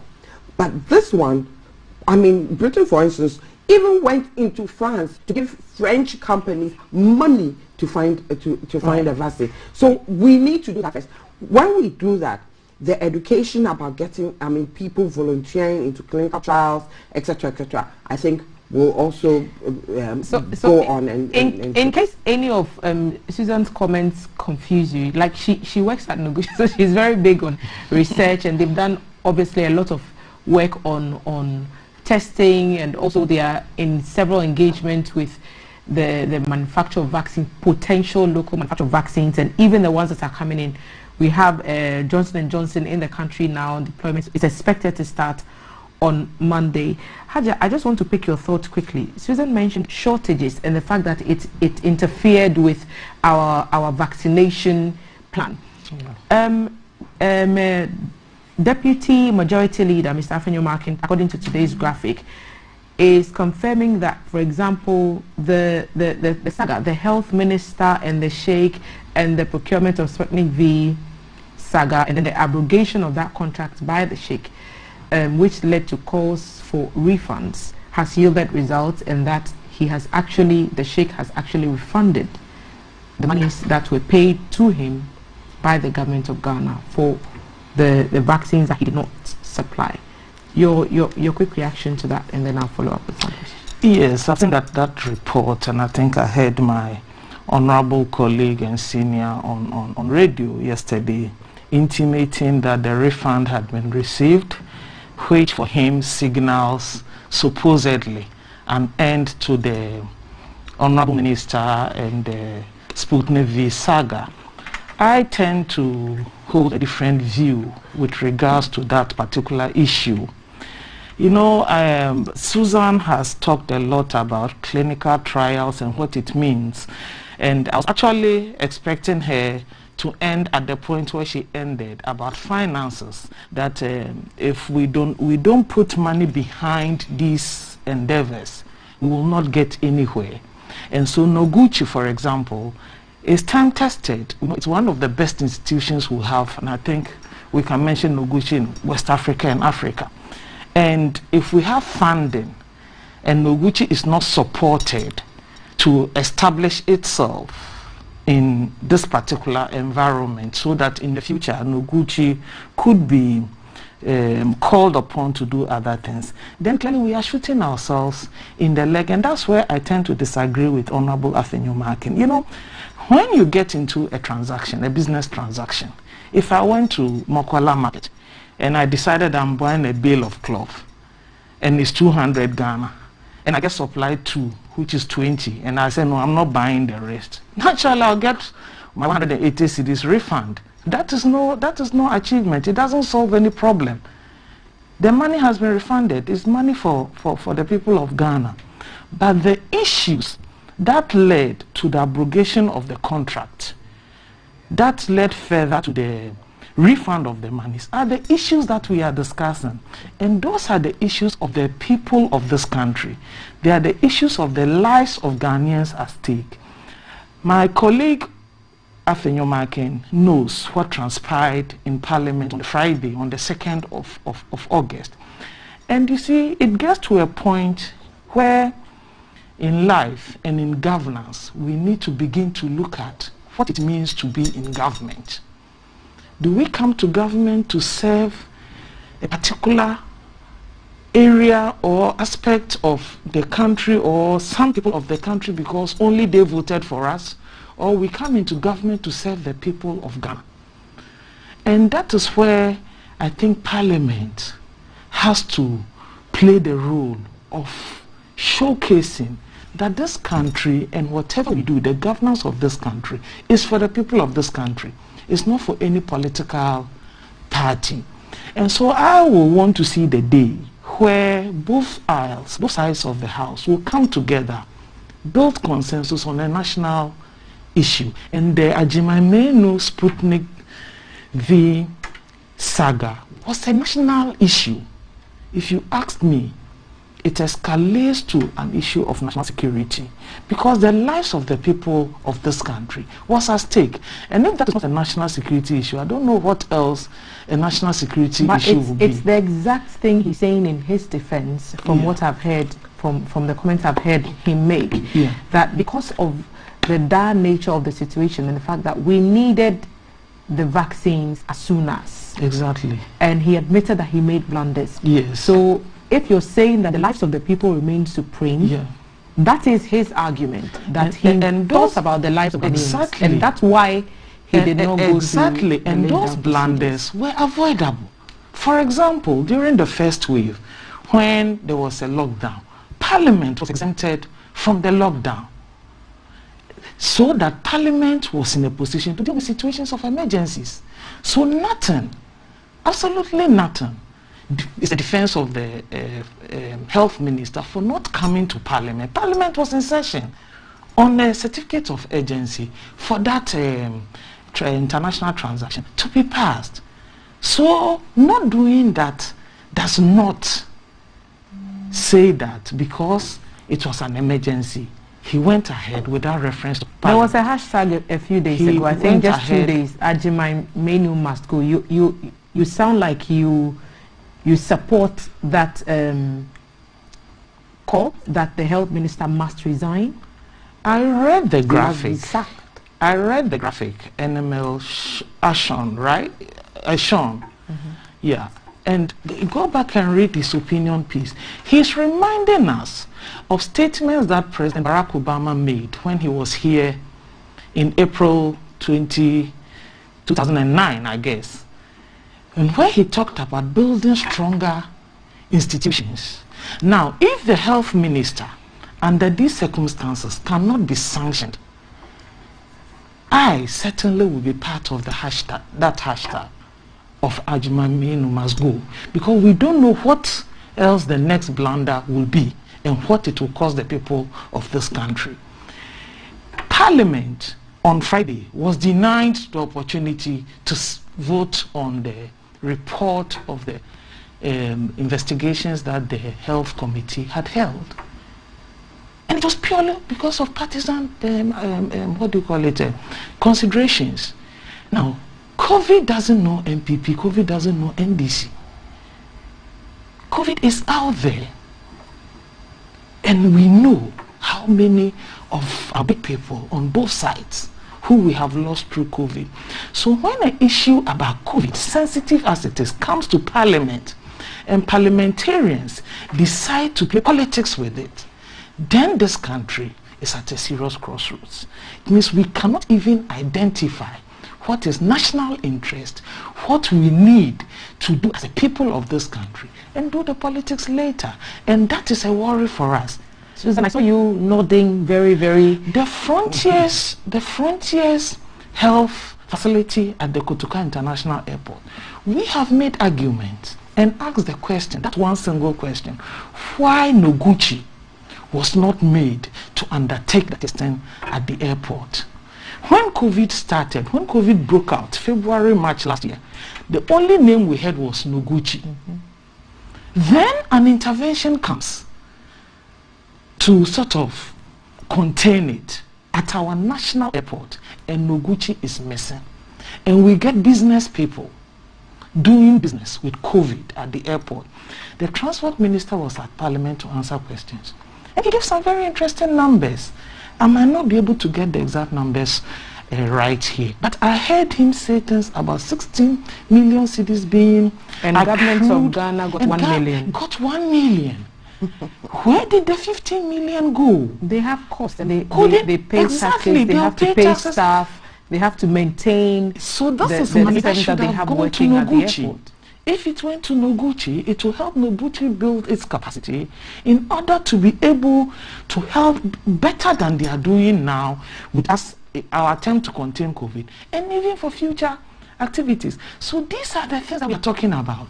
No one, and absolutely no one, should seek to make profit from COVID. And no government should be allowed to do business with the health of the people. Susan, like you have a champion here. Oh yes, me, Ajimamenu should have gone when he lied about UGM should not have a generator, and while generator, there was a generator there. That is when he should have gone. So this one, his cup is getting full. He should go. He should just go. He's embarrassed us. You know, we are, as a country, the health of our people is important. We need to secure vaccines. But there's always the caveat that in this time, there will be shady people who try and do everything. So you must hasten cautiously. You understand? In doing certain things, you must do the due diligence that is required. That makes sure that you don't throw money foolishly away. When there is chaos and cool heads prevail, okay, then that is when you see true leadership.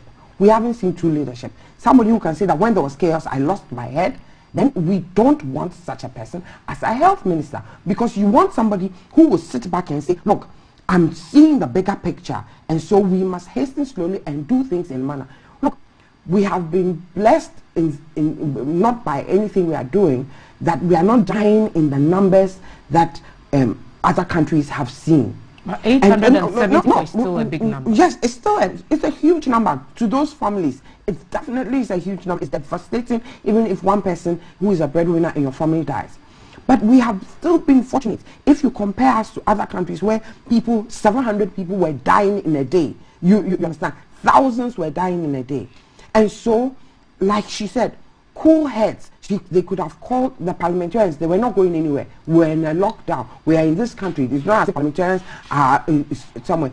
They could have been called and say, this is an emergency situation. Let us look at it quickly. Sit over it overnight. Because Parliament sits overnight for certain things that are not as important, in my view, as something like this. You understand?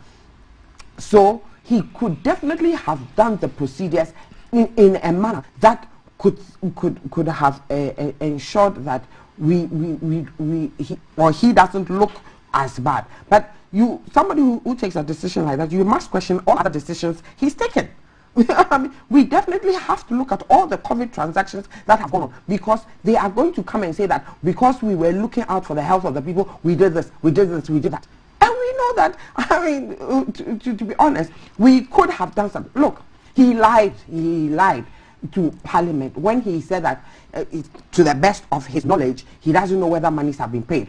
A play on words like that, because there are thresholds, and I don't believe that his chief director, without his express approval as minister, would go ahead and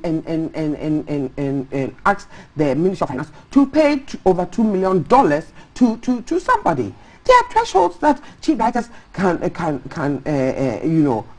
request for monies, and such a huge sum of money that he had no knowledge when he was coming to Parliament to check to find out that money I authorized, has it been paid or not?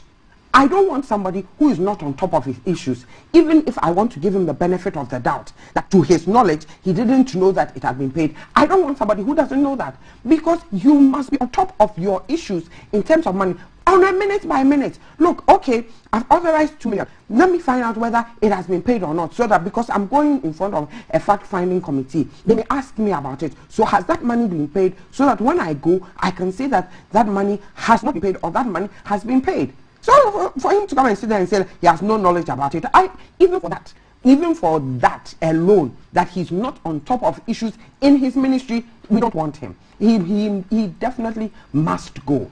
I mean, look, we find ourselves in a pandemic. We find ourselves in a situation where we want vaccines, as you know, we are desperate to have vaccines for our people, but there are still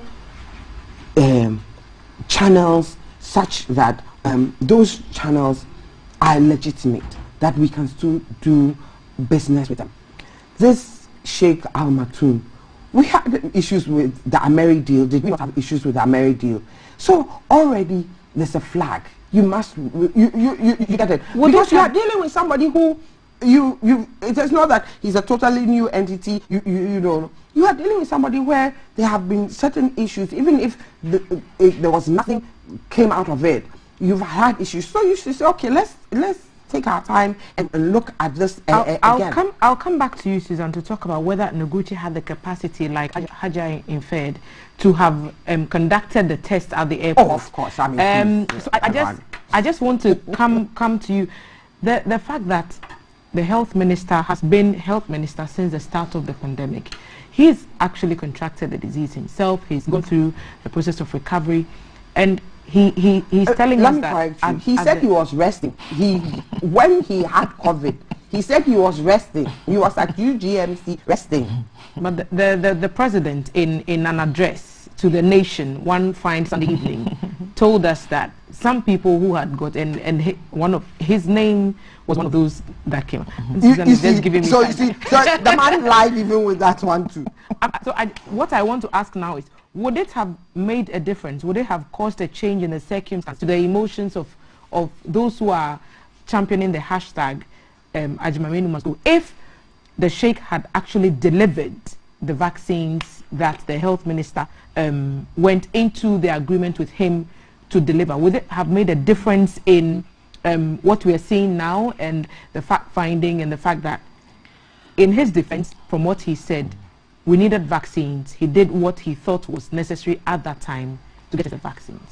You know, this health minister, Honorable Ajimanino, has been embroiled in a lot of controversies since he became Minister for Health.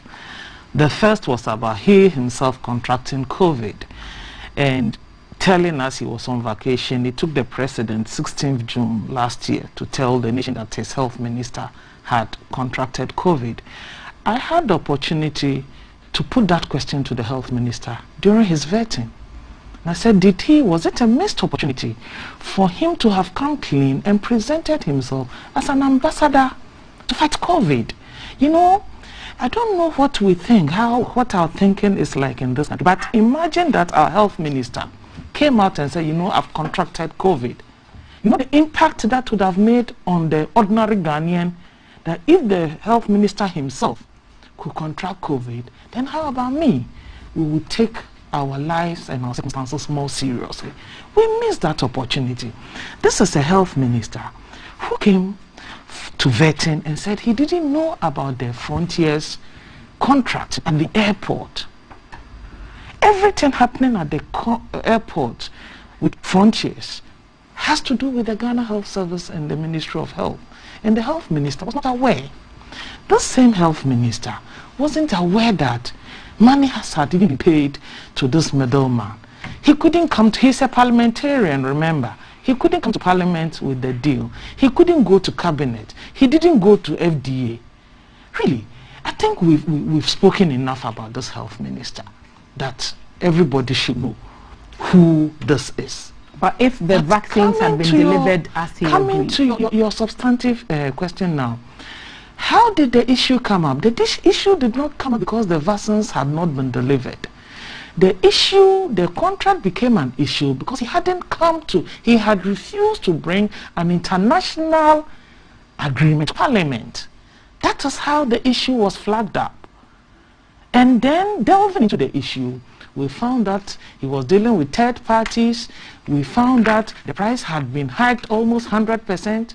For a vaccine that should be bought at 10%, Ghana is paying $10. Ghana is paying $19 for it.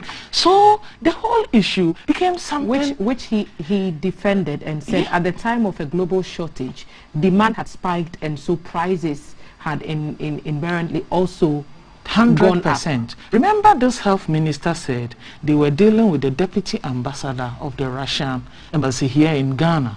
It turned out there was no deputy ambassador. It turned out they were not dealing with the Russian embassy in trying to procure. They did not even explore that possibility of using that, because ordinarily that is why we have diplomatic relationships. That is why we have diplomatic missions. We have a mission in Moscow. We have the Russian mission here. That should have been our starting point. How did the middleman come in? No one has told us the circumstances under which the middleman, and as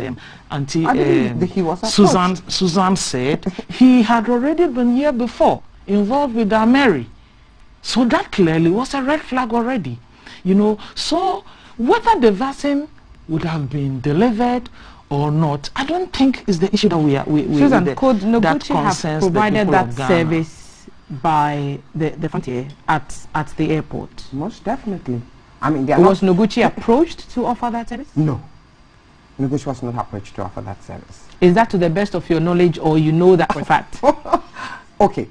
Let me borrow from to the best of my knowledge, Noguchi was not approached. Noguchi did go and train people there, and we even have some people who do locum there. I don't know whether they still do locum there. So we had people who worked in Noguchi who went over to train them, and of course there are some people who still do locum over there at that place. So definitely Noguchi has the capacity to do it. I mean, is it the technical know-how? We do have it. If it is in terms of the numbers, we were doing over 7,000 PCRs in a day. PCR, you know, and so this is an ID testing. I mean, antigen testing, which is point of care. It would not have been an issue. You understand? I mean, those people who are working there, they didn't come from abroad. They didn't come from anywhere. They are Ghanaians who are here, and Noguchi had the capacity to go and train people to work there. So definitely, Noguchi could have done it. And to the best of my knowledge, Noguchi was not approached to do it. You know. So the question that you asked, look, if I take your bottle of water and I drink it and you say, Susan, oh, you've drank my water, and I spit it out, has the action not happened? It's happened. You understand? The fact of the matter that the money has been returned does not mean that the processes in trying to obtain the vaccine were wrong. It's as simple as that. You know, you can't say that you are justifying the end by the means. We do too many of that in this country. You obtain something wrongly and you think, well, because I've obtained it, it's okay. It doesn't matter how I got it. It's about time we had some ethical principles, you know, that we live by, and doing the right thing. The things that wrongdoing had happened. Should somebody's head roll? Yes, somebody's head must roll. The very obvious person is the one that we are dealing with. There are probably several other people who are culpable. You understand? I don't think he was on a solo flight. There are definitely people who, you know, either by omission or by commission, aided this to come about. And we must delve into that and get those people also punished. You understand? But the very obvious one is him. You know, and he's taking. He is not that he's an innocent victim that he's taking it. He has shown himself to be deep in the wrongdoing. So I mean, so you both agree that the fact that the monies have been returned does not bring finality. Oh, no. Honorable No. As for Honorable Afenima, okay, I will not go there. Yeah. But I mean, really? I mean, what do they take us Ghanaians for? That he can actually stand and say that the money has been brought for Ghanaians should start up. Really? He said it brings finality. In effect, what he's telling us in the graphic report that we have. It's okay for every other appointee to go and do things, and then once they are caught in the process, they return the money and everything is fine. You know, we cannot run a country like that. Look, when you go to that's why there are systems. That's why there are laws. Okay, so now that we both of you have agreed that, for example, Noguchi needs a lot of financing to go into research to improve our chances of, you know, better fighting COVID. The Energy Minister has saved us loads of money, $5 billion in 2019. He's telling us that he recovered using the energy sector recovery program. So Dr. Matthew Pope is saying we've got some money and he's made progress. Your initial thoughts about that, Haja? I thought he also said that it was going to be used towards paying the legacy debt that we've been dealing with for so long. The good thing about that is that at least this energy sector recovery program seems to have a sunset period of 2023. So by 2023, we'll be able to tell whether it's really we've able to use it to achieve the purpose for which it was set up. But the other thing in that story is these statements were made at an accountants forum, I guess, at Adan. And so maybe it is important that government has to take a second look at who are the guys in charge of finance in our various ministries and MDAs. You know, it's important that we have professional, qualified accountants in these roles, that they can give guidance, they can give professional advice in terms of the models and the financial instruments to deploy and employ as and when. It helps a lot. We don't have to wait to run into problems. And then, you know, beautiful speeches are made every day. Accountants are holding a forum, we go there and we talk, yes, we've saved $5 billion. Yeah, that's fine.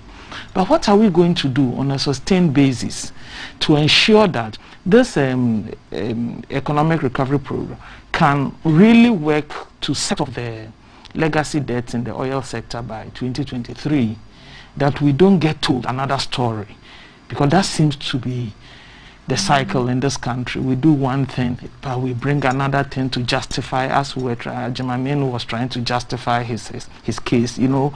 So let's do things that have a sustainable path of travel, and you can only get there when you have the professionals in charge of looking at the finances of the ministries, the MDAs, looking at some of the... They could have advised... You see, incidentally, Ajimamenu, maybe you might indict me, there happens to be a chartered accountant. No, seriously. And that makes it a double jeopardy for this country, because he's supposed to employ all his lenses, all the training that he's received as an accountant. But Ajimamenu is not the energy minister, and he's not the minister for I'm just making the case. He's health minister. I'm just making the case for making sure that we have professional accountants in all these government agencies and ministries, so that they can keep an eye on the ministers. Now, the minister himself tends to be a qualified accountant, and we have this debacle. Where do we go from there? Well, I haven't had the opportunity to read the story, but we see such headlines, oh, such monies have been saved, and then you wonder whether they, in saving them, we've saved them to go into useless ventures, or even when still saved it to go into some people's pockets, you know, and that the monies that we've saved, you know, they have actually benefited the people. So it's fine. We do appreciate that some money has been saved, and it's 5 billion. Now let's see what it can do in terms of long term, how it goes out to benefit the people. But otherwise, just saying it, sometimes, look, this 2 million that he said Al Maktoum has paid, me, maybe I'm a doubting Thomas, and I'm very cynical about government in this. You want to see the nail mark on yes. Jesus' hand. Thank you. They should show us the wire transferred and paste it, front page, full page. The man has actually paid the money. Otherwise, it's documentation. Daily Graphics said they were shown. Let's see it. Evidence of the payment. Why we can't see when there's a wire transfer? There are paper trails. Are there no paper trails? Even if it's an electronic trail, can't it be printed? Let us see that thing. Evidence, documented evidence that we can all see that the money has been paid. Otherwise, as far as I'm concerned, the monies are in our system. They haven't been paid. We have been told stories. We want to see evidence that Al Maktoum has brought our 2.4 million back. It's a story for us. You get it. But going forward, we are still in a pandemic. There are still middlemen and businessmen out there. Some are illegitimate, and some are just in COVIDpreneurs, okay? They're just out to make a profit. We have to tread cautiously. COVIDpreneurs, I'm hearing that word for the first time. Is that like what? People who make a business out of COVID? Yes.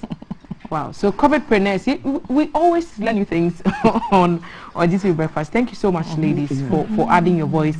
And when we started the conversation on the deployment of the vaccines, can I just quickly get your final words on people going out to actually accept them, because Johnson & Johnson is just one, so you don't need to go back for another one. So just to call on people to get vaccinated. 30 seconds for you, Haja. Thank you. You know, it's I think I heard the director of expanded immunization saying one that of my colleagues going to is be actually limited. in Tema, and where he is, they are starting the rollout today. Beautiful. But he says it's going to be limited to 7 districts in Greater Accra and 4 in Asante region, Greater Kumasi. So it's a little bit difficult to say that everybody come out. But I will entreat people living within these areas, the 7 districts in Accra, Greater Accra for now, and the 4 in Asante region, to please come out and get vaccinated. It saves life. It saves the family. It saves the nation. It saves the community.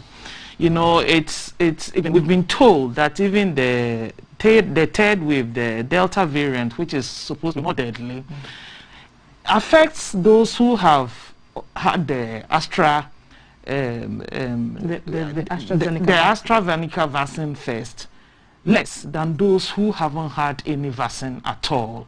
So at least that is something to look up to, that let's get vaccinated. Whatever we might come into COVID, irrespective of whether we have been vaccinated or not, we might come into contact with COVID, but at least the impact on us will be minimized in respect of others who haven't vaccinated at all. So I will urge everyone living with those communities to come out and get vaccinated. And Susan? Yeah, definitely. It's safe?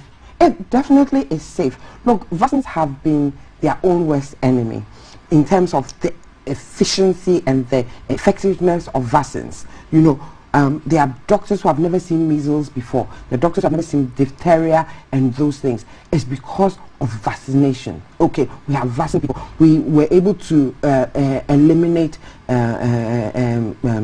smallpox and other diseases. We are working on polio, etc., etc.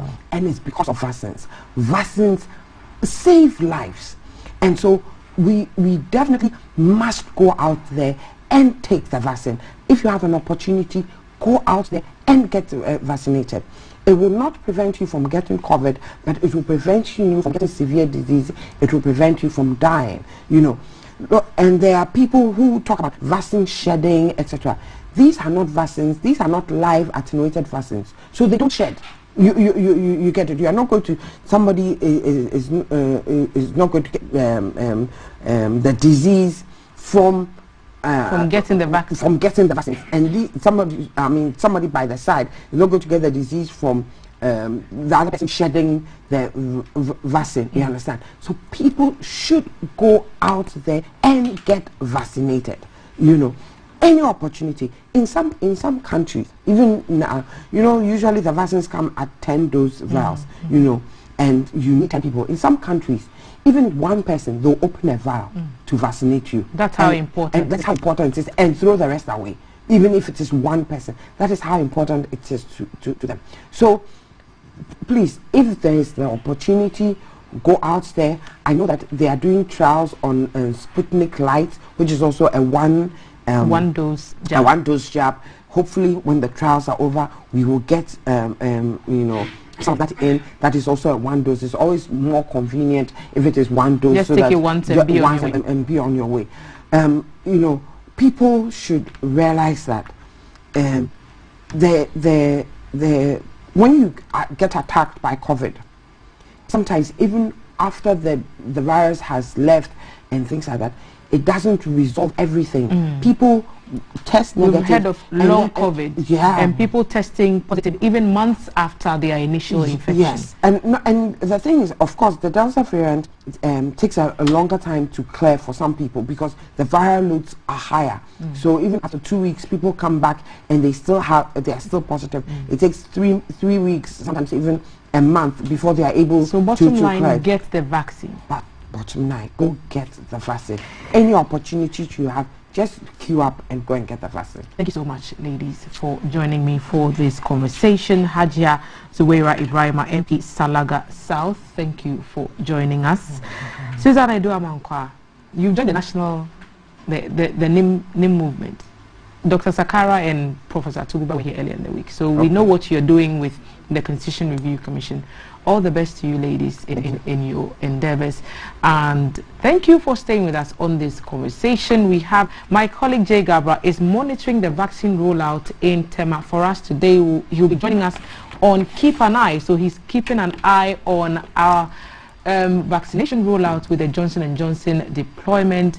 And we have in studio a Citre band who have been entertaining us with some lovely tunes. There's still a lot more ahead in this package of GTV Breakfast.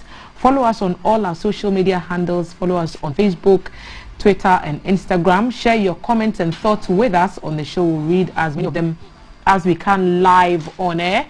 And also thanks to our sponsors, Bedboro, Shield Acrylic Paint, Awake Mineral Water, and Adonko Next Level Energy Drink. A Citre band are here and they will entertain us. We'll be right back. Do not go away. You don't want to miss the rest of the program. Stay with us.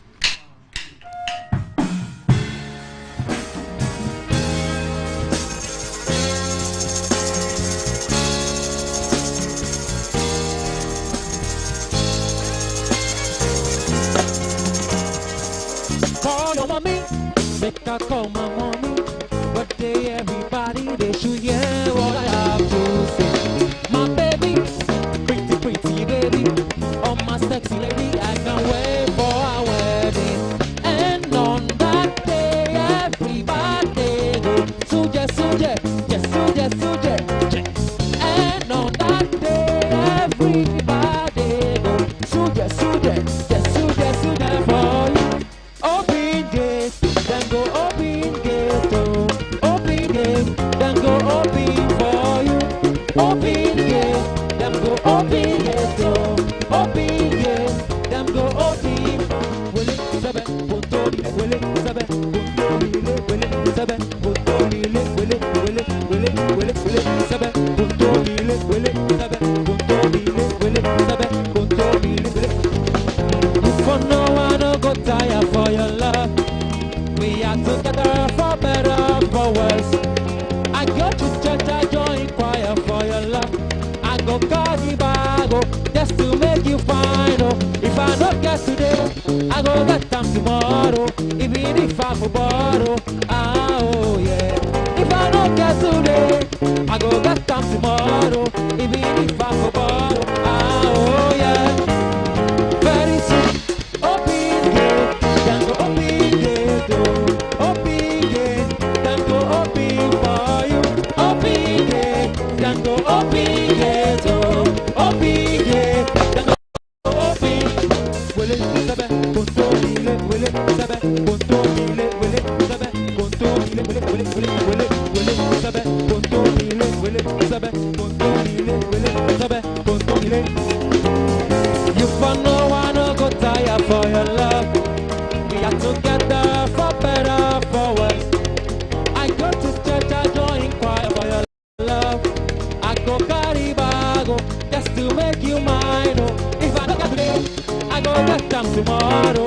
Even if I go borrow, ah, oh yeah. If I don't get today, I go get them tomorrow. Even if I go borrow, ah, oh yeah, baby. Very soon, open gate, go open gate, oh. Open gate, then go open for you. Open gate, then go open gate, oh. Open gate, then go open. Will it sabe, control will it sabe, control will it sabe, control will it, will it, will it, will it, will it sabe, control will it sabe, control will it sabe, control will it, will it, will it, will it, will it sabe, control will it sabe, control will it sabe, control will it, will it, will it, will it, will it sabe, control will it sabe, control will it sabe, control will it.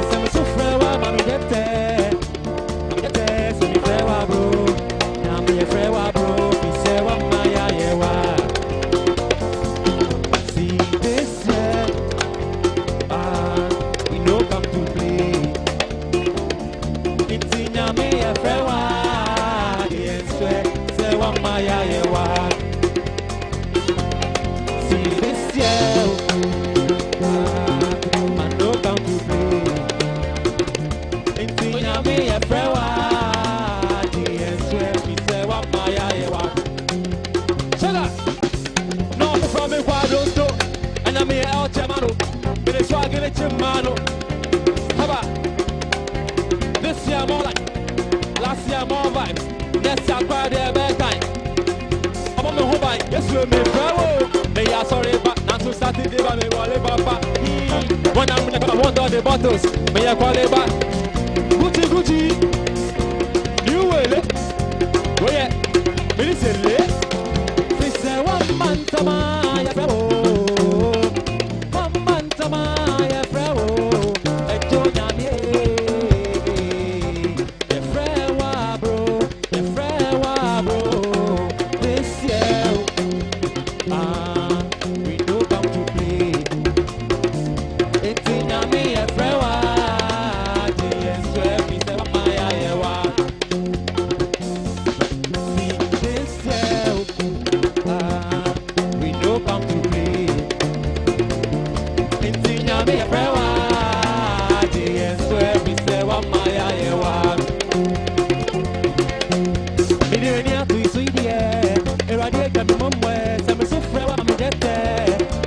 Mami get there, so me frewa bro.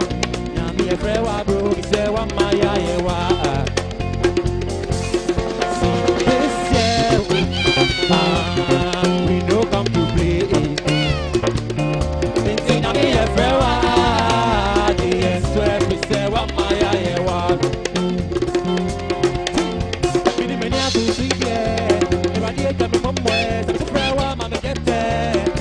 Mami get there, so me frewa bro. Nyami e frewa bro, he say wa maya ye wa. This year, man no come to play.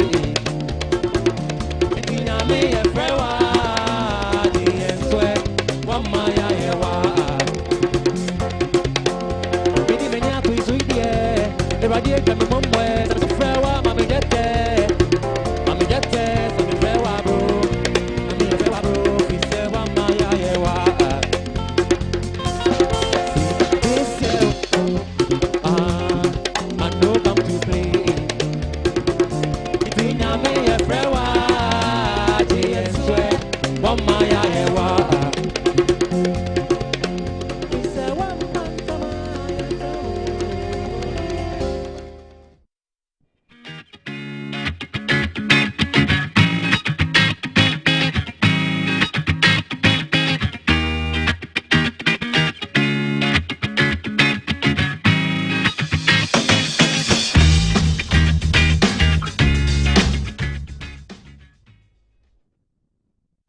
Great vibes from Esitre, and they say dead dough. Me out of say sugar and guan, but it's all the same. Sweet, it's beautiful, it's melodious, and it's made in Ghana. Still a conversation in the Lifestyle Your World segment where we'll be looking at long distance relationships. What's it like being in a long distance relationship? It's really hot on Facebook, hashtag GTV Breakfast, so you want to give us your comment on that. We're keeping an eye on the rollout of the Johnson & Johnson vaccine this morning, and our friend on the beat is Jay Gabra, who will be reaching us from a location in Tema. Jay, good morning once again. Where are you keeping an eye on things this morning? Yeah, thank you very much, Kafi. So from Community 5, we are now here at the Tema Metro Health Directorate. And as you're aware, Ghana took delivery of 177,600 doses of the Johnson & Johnson vaccine. And as part of the first batch of the African Union's Vaccine Acquisition Trust, AVAT. So the Ghana Health Service is expected to begin a rollout of the jobs today. So this morning, I'm here with Dr. Soli Korte. She's the Metro Director of Health Service, and she's here with some of her support staff. Yeah. Good morning and welcome. Good morning. Okay. Thank you for being here on GTV Breakfast Show. Can you brief us about the Johnson & Johnson vaccine and what is expected to happen today? Thank you. Thank you very much. Yes, the Johnson & Johnson vaccine, which is officially called COVID-19 vaccine Janssen, yes, came into the country just last week. And today we are to start giving the vaccines. The Johnson & Johnson vaccine is a bit different from the ones that we've used before, the AstraZeneca and the Sputnik. This Johnson & Johnson vaccine is a one-dose vaccine. It's given once and then that is it. It's very efficacious. It's similar to the ones that we've used previously. We also want to say that if anybody has already taken any of the other vaccines, which initially were supposed to be for 2 doses, if they've taken at least 1 dose, they should wait for the same vaccine to take the second dose of that one. The Johnson & Johnson, you are not going to mix it with any other one. It is just 1 dose and that is it. Okay. Yes. So will you be administering some of the vaccines over here this morning? Yes, we'll be administering some of the vaccines in Tema today. Okay. Not only here, but where else in the municipality? So for Tema, we have 4 sub-metros, and we have hospitals in each sub-metro. So we'll have sites at Tema General Hospital, we'll have at TMA, Maternity and Children's Clinic, at the Manhan Polyclinic, and then this is the Health Directorate. We'll have a site here also.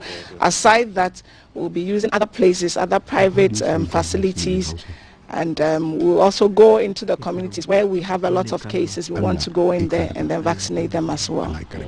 For the Greater Accra or just for Tema?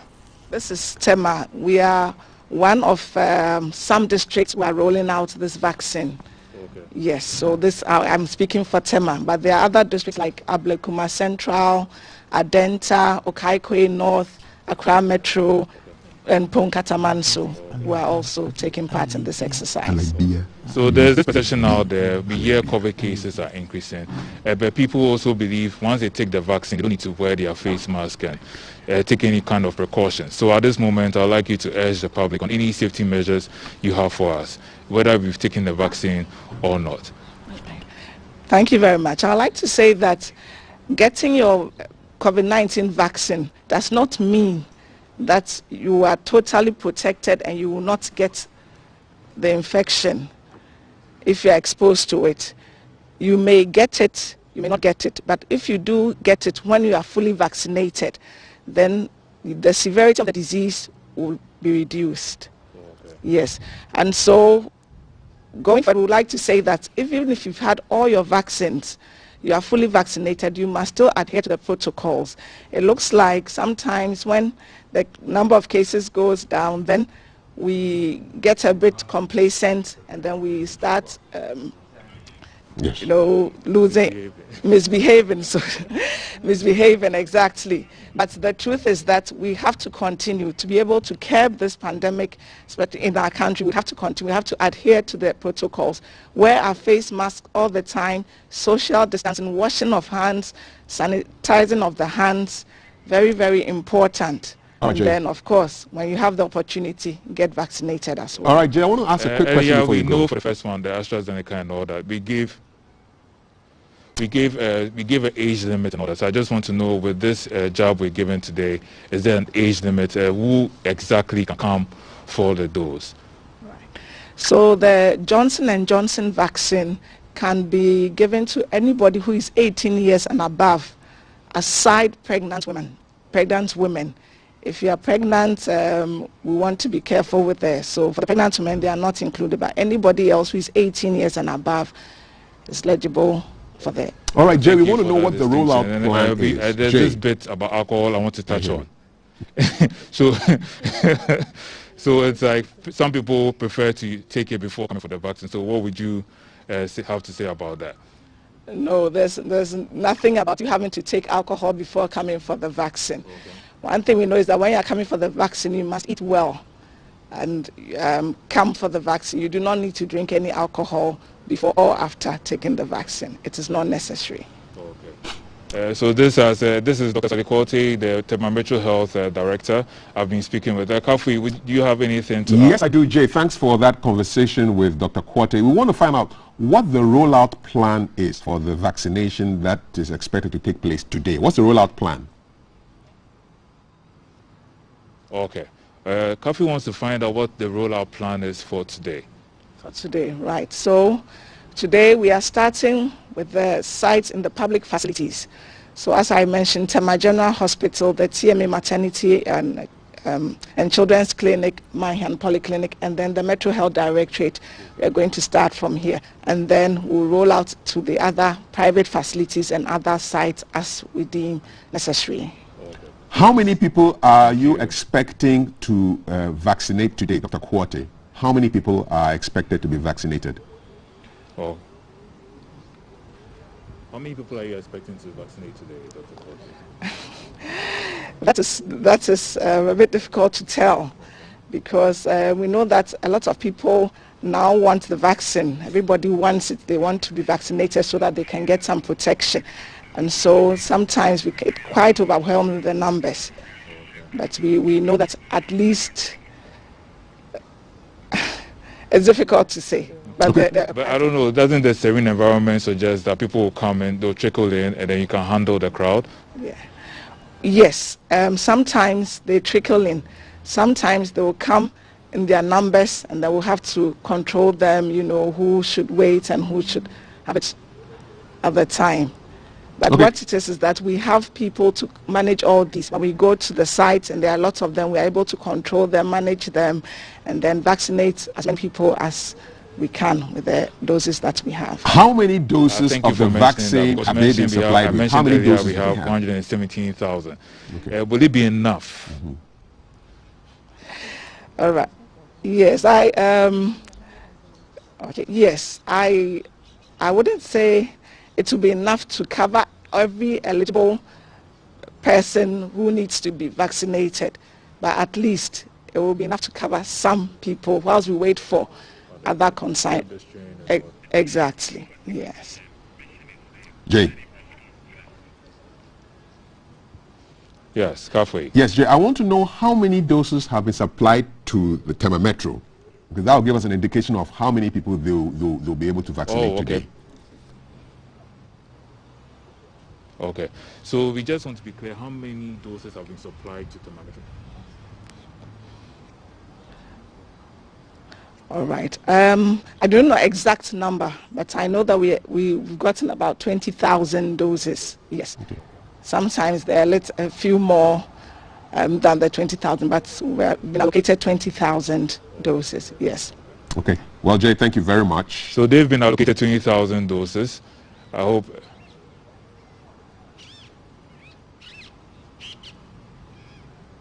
Well, I hope that answers your question. That answers my question. Thank you very much, Jay, for bringing us Keep an Eye from the Tema Metro, where the vaccination of the Johnson & Johnson single-shot vaccines will take place today. Thanks a lot, Dr. Sally Kwate and your team. Still to come, a conversation on long-distance relationships. What's it like for you? Hashtag GTV Breakfast. And today is also World Left-Handers Day. I'll read a couple of your comments on what is it like to be left-handed.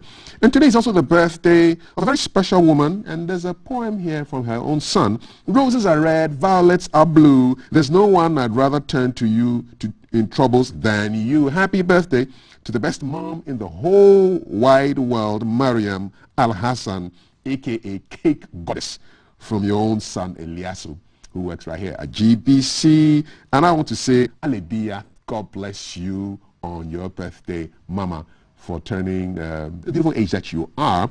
Let's go to some comments before we get into our conversation today, which is on the issue of long-distance relationships. Have you been in a long-distance relationship before? What was it like? But ahead of that, I want to talk about the lefty issue. So there are some comments here on lefties. Okay, so what's it like to be left-handed? And Doris Anani says, we arrange our things for easy access by the left. Therefore, when a right-handed person touches and replaces it, we are very able to detect what is going on. Same way when we tie a knot and someone unties and then we detect it. In fact, we are special in nature. But Kafui Ajo Kukui says, it means you have to automatically become ambidextrous using both hands. I'm a left-handed person who writes with the right hand. And Doris Najele Lomo, who's a writer, says, I suffered as a child. Whenever I attempted to use my left hand, my cousins would hit my hand. Okay? They were always on standby, Charlie, like a generator, watching me. I became more confused telling my left from my right. Until once I fell, which left a scar in my left paw. And that was how I learned to differentiate my left from my right. Charlie, the kind of torture that we've made children go through because of this left hand thing. Today is World Left-Handers. We're celebrating all left-handers. Tell them they should watch GTV Breakfast. We'll be back shortly with a conversation with Thelma. We're looking at long-distance relationships. What's it like being in a long-distance relationship? Yeah, we're sharing your thoughts and we're getting your contributions by phone as well. This is GTV Breakfast brought to you by Petboro, Awake Purified Drinking Water, Shield Acrylic Paint, as well as Adonco Next Level Energy Drink and Harry Stitch Clothing. Stay right there. We'll be back soon. Live from GBC Studio 1, this is The Breakfast Show.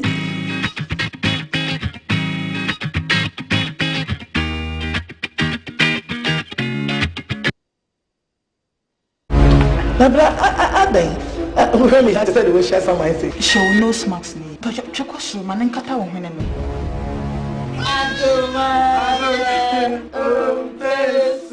How the world has changed. COVID, yes.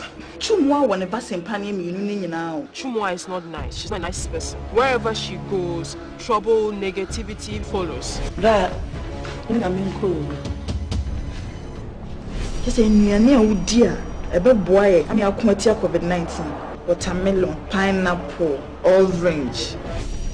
Yeah, Then pa na ekoso wo fie ha. Okuma no de na be fie no oye tin wo ho no. Ono ode intotun be fie ha.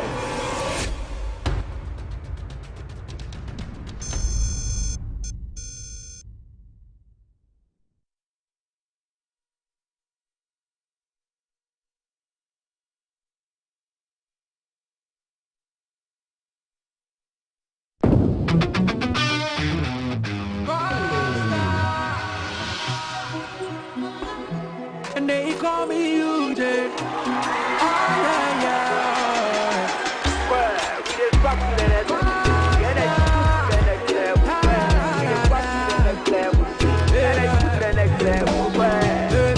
When you need a shoulder to cry, but my pumping, so we try to suicide. Yeah, if I gon' be bygone, I didn't see what the bottom gonna do. We go straight to start.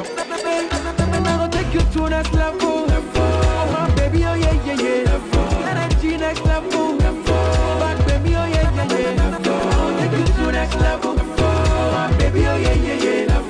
I don't quote this level. Excessive drinking can be due to mental health. Not recommended for persons under 18 years, lactating mothers, pregnant women, and people sensitive to caffeine. This advertisement has been vetted and approved by the FDA. Human resource function in the new normal, leading the shift from surviving to thriving.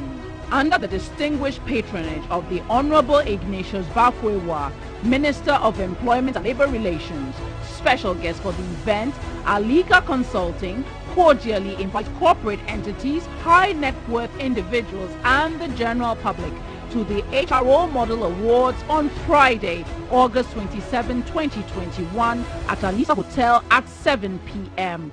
The guest speaker, Honorable Joseph Kujo, Minister for Public Enterprises, will highlight HR prospects amidst current global challenges for practitioners, strictly by invitation. Interested participants may reserve corporate tables.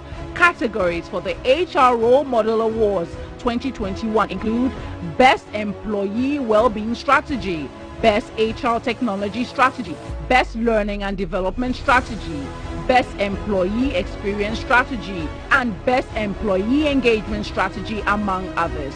You may call 055-835-7200 or 050-579-5339 for further information.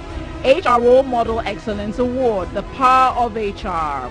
Official media partners, GTV, Radio Ghana. She's really funny. I know. Oh my God, I'm really enjoying this. Hello. Who's here? Wow. Your TV is very clear. Not like the one we have at home, where displays are of low quality and channels keep going off. This is the same TV we use. The same TV we use at home. Oh, Kojo, you don't have to worry, okay? Our TV was equally terrible. Not until we discovered RCS, honey. Tell them. RCS. Reliable Connect Satellite. We didn't even have to buy a new decoder.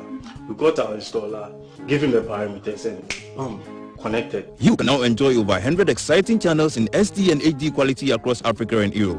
For TV station owners, RCS offers you the best package for your channels with wider viewership at a cheaper cost. Plus, your channels can be viewed in over 42 countries in Africa, Asia, and other parts of Europe. Projecting your pictures with dedicated 2.0 bandwidth for SD channels and 4.0 bandwidth for HD channels. Baby, I'm not going back to that TV. You better call them now. RCS, the future of satellite TV in Africa.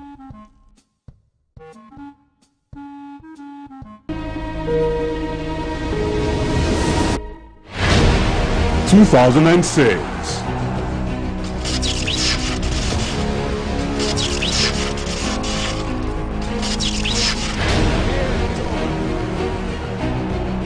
This is the Breakfast Show.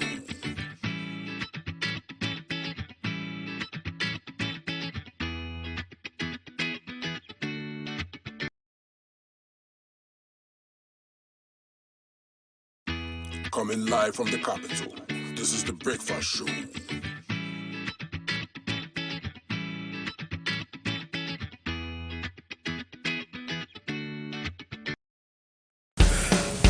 Are you ready?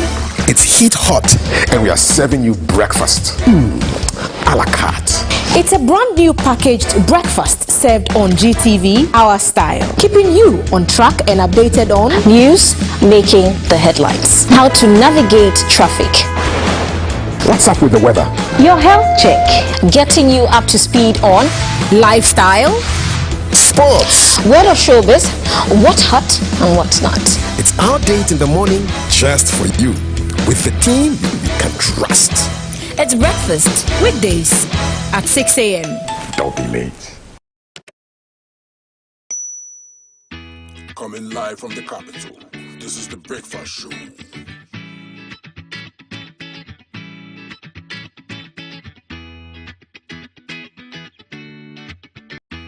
Coming live from the capital.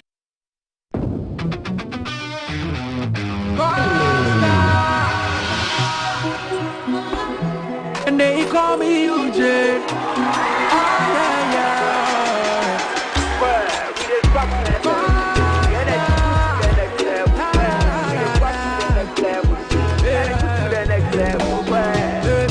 When you need a shoulder to cry, run on my pampers, so we try to suicide. Yeah, let bygone be bygone. I didn't see what the button gonna do, we go straight to stardom.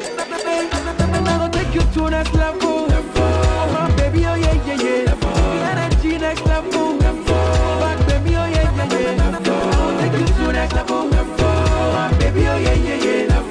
I don't quote this level. Excessive drinking can be detrimental to health. Not recommended for persons under 18 years, lactating mothers, pregnant women, and people sensitive to caffeine. This advertisement has been vetted and approved by the FDA.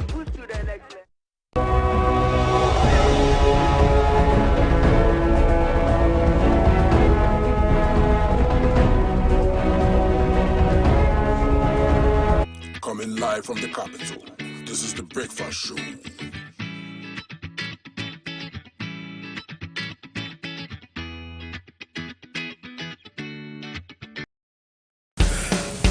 Are you ready? It's heat hot, and we are serving you breakfast. A la carte. It's a brand new packaged breakfast served on GTV, our style, keeping you on track and updated on news, making the headlines, how to navigate traffic, what's up with the weather, your health check, getting you up to speed on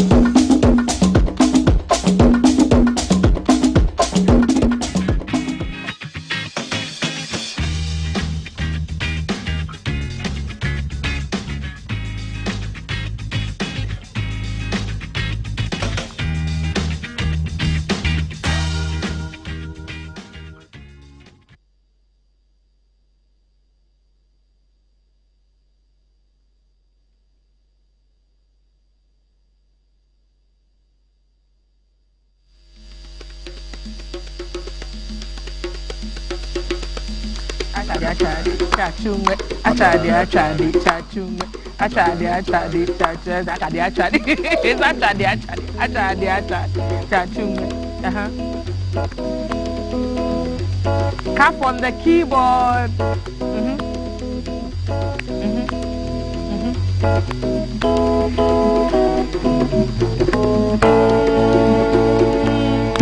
Boy, you're married and yet Inkaboya, Inkaboya, no, Inkaboya,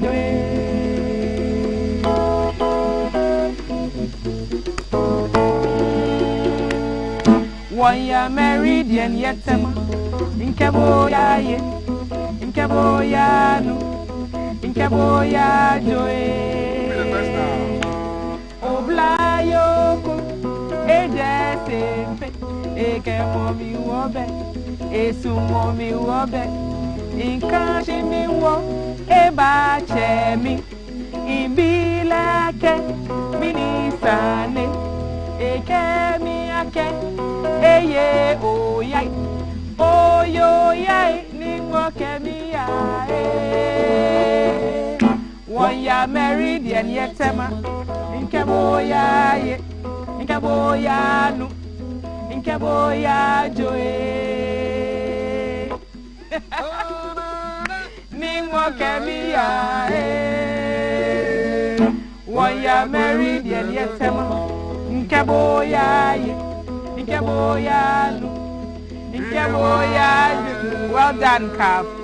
Your piano skills, awesome. Thank you. Papa. A Situate band, Papa on the conca. Charlie. Your voice is beautiful. I mean, I owe it. My mom was one of the founding members of the Sensational Woman. Oh, for real? So yes, she block. was. So yeah, we try. Auntie Teresa, good morning. Okay, good so we're morning. going to have a conversation now. Thank you very much. That was nice. Yes, yeah, we should do it again some other time. I'm sure we will. I'm sure we will. Okay, and cool. who told you to bring up long distance relationships? Well, it's hot. You know, it's heat hot. It's heat hot. It's heat hot. Heat hot. So there are lots of conversations. And it's a la carte. Yes, a la carte. So hey, welcome to the show.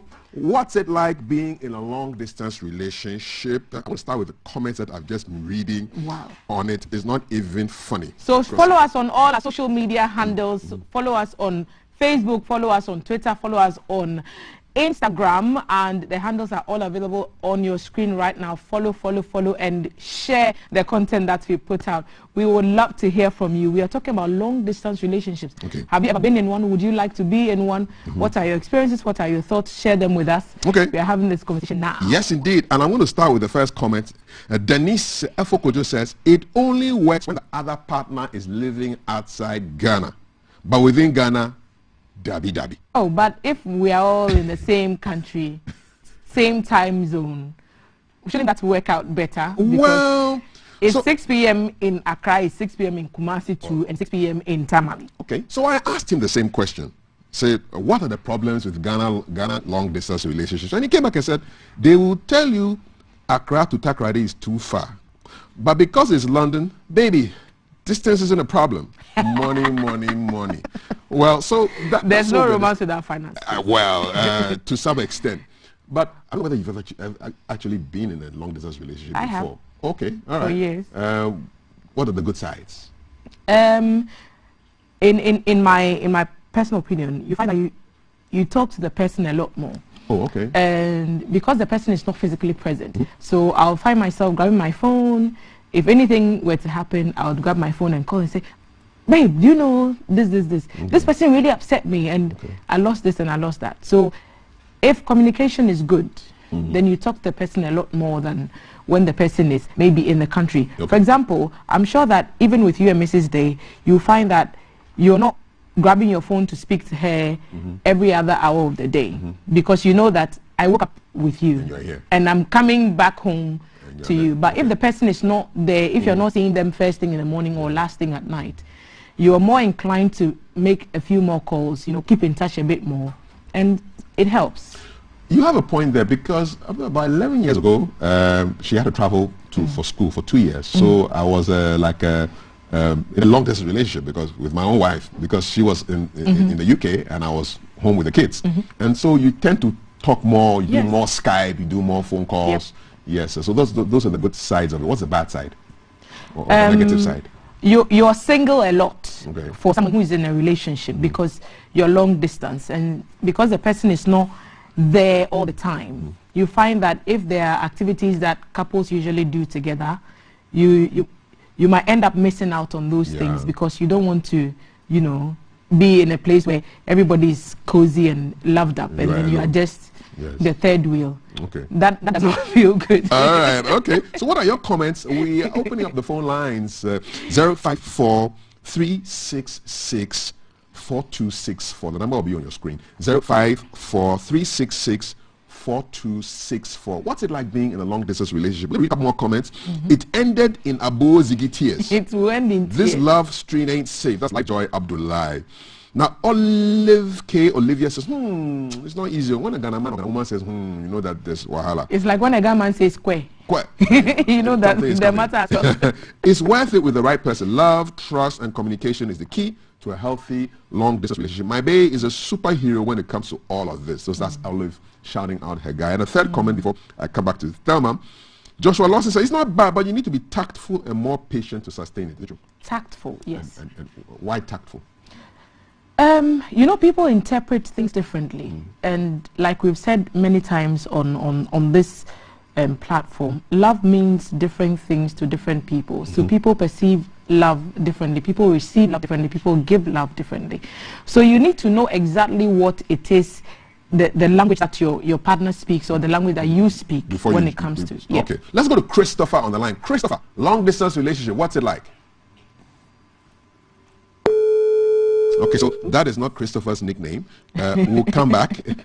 Deborah says, it's not easy though, but when the love and trust is there, none can compare. The excitement we get when we meet, the long talks all night, and the sweet communication, am I smiling? But the critics, especially when you're married, criticisms. Okay. Thank God my Kekeli is super commando in all these. We understand each other and trust each other, so it works for us. And Atachi Richard said, it most of the times turns into tears.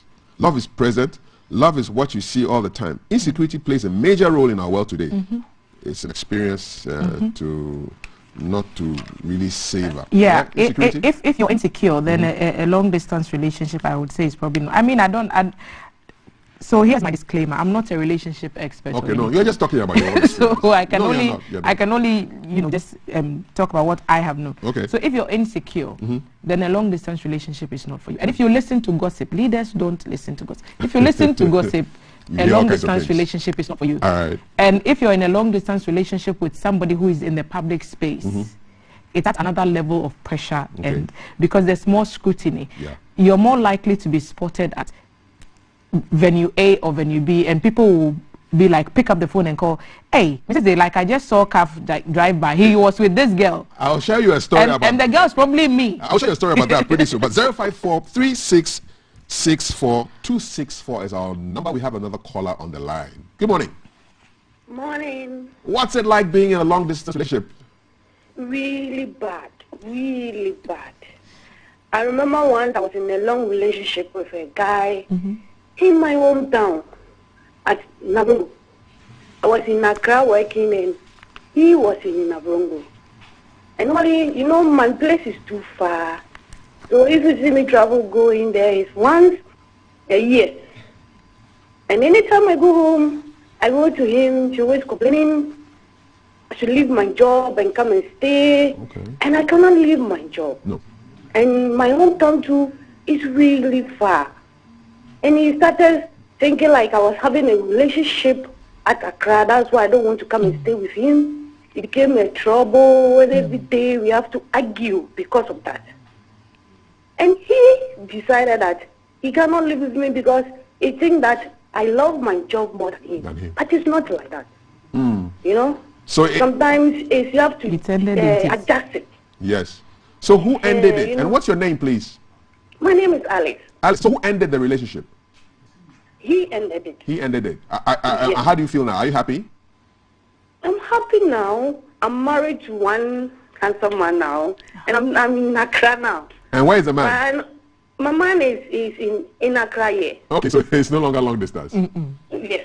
All right. Alice, thank you very much. Just Alice's relationship issues with long distance. I mean, the point that someone made earlier about if it's in Ghana, then it's problematic. The same sentiment Alice has also narrated. If you're in Nabrongo and the person is in Accra, so the distance is obviously a problem. But if the person is in Canada, US, Germany, France, it's not.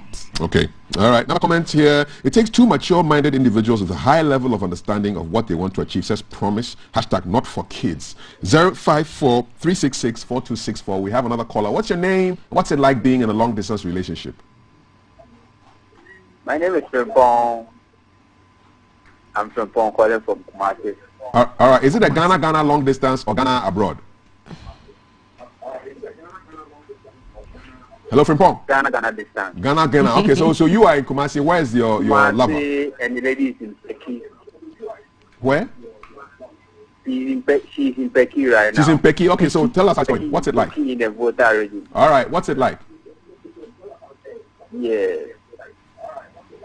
It was started good until she found Peki to live with her auntie. And everything was okay until that part that the strike started to come in. So we all agreed that we should all pass away. So she said that she should pass away. She can't handle that pressure because I begin to not to trust her anymore.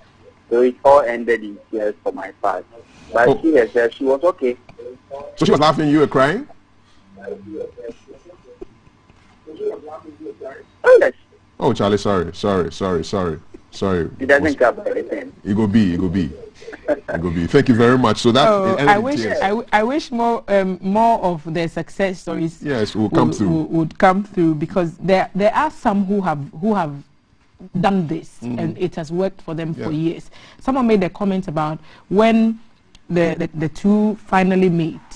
It's exciting. You say it's glory. I saw a comment like that. When the two meet, it's glory. Because all that you've missed out on for all those weeks and months, you just pack it all up into that period of time, and it can be. I wish we'd hear from people who have actually succeeded in long-distance relationships. All right, and share their experiences. Indeed, and we'll end today's show with 3 hot numbers from Esichire. So they will be getting ready for us because they'll be coming pretty soon. 054-366-4264. Linda is on to talk about long-distance relationships. Linda, hi. Good morning. Welcome to GTV Breakfast.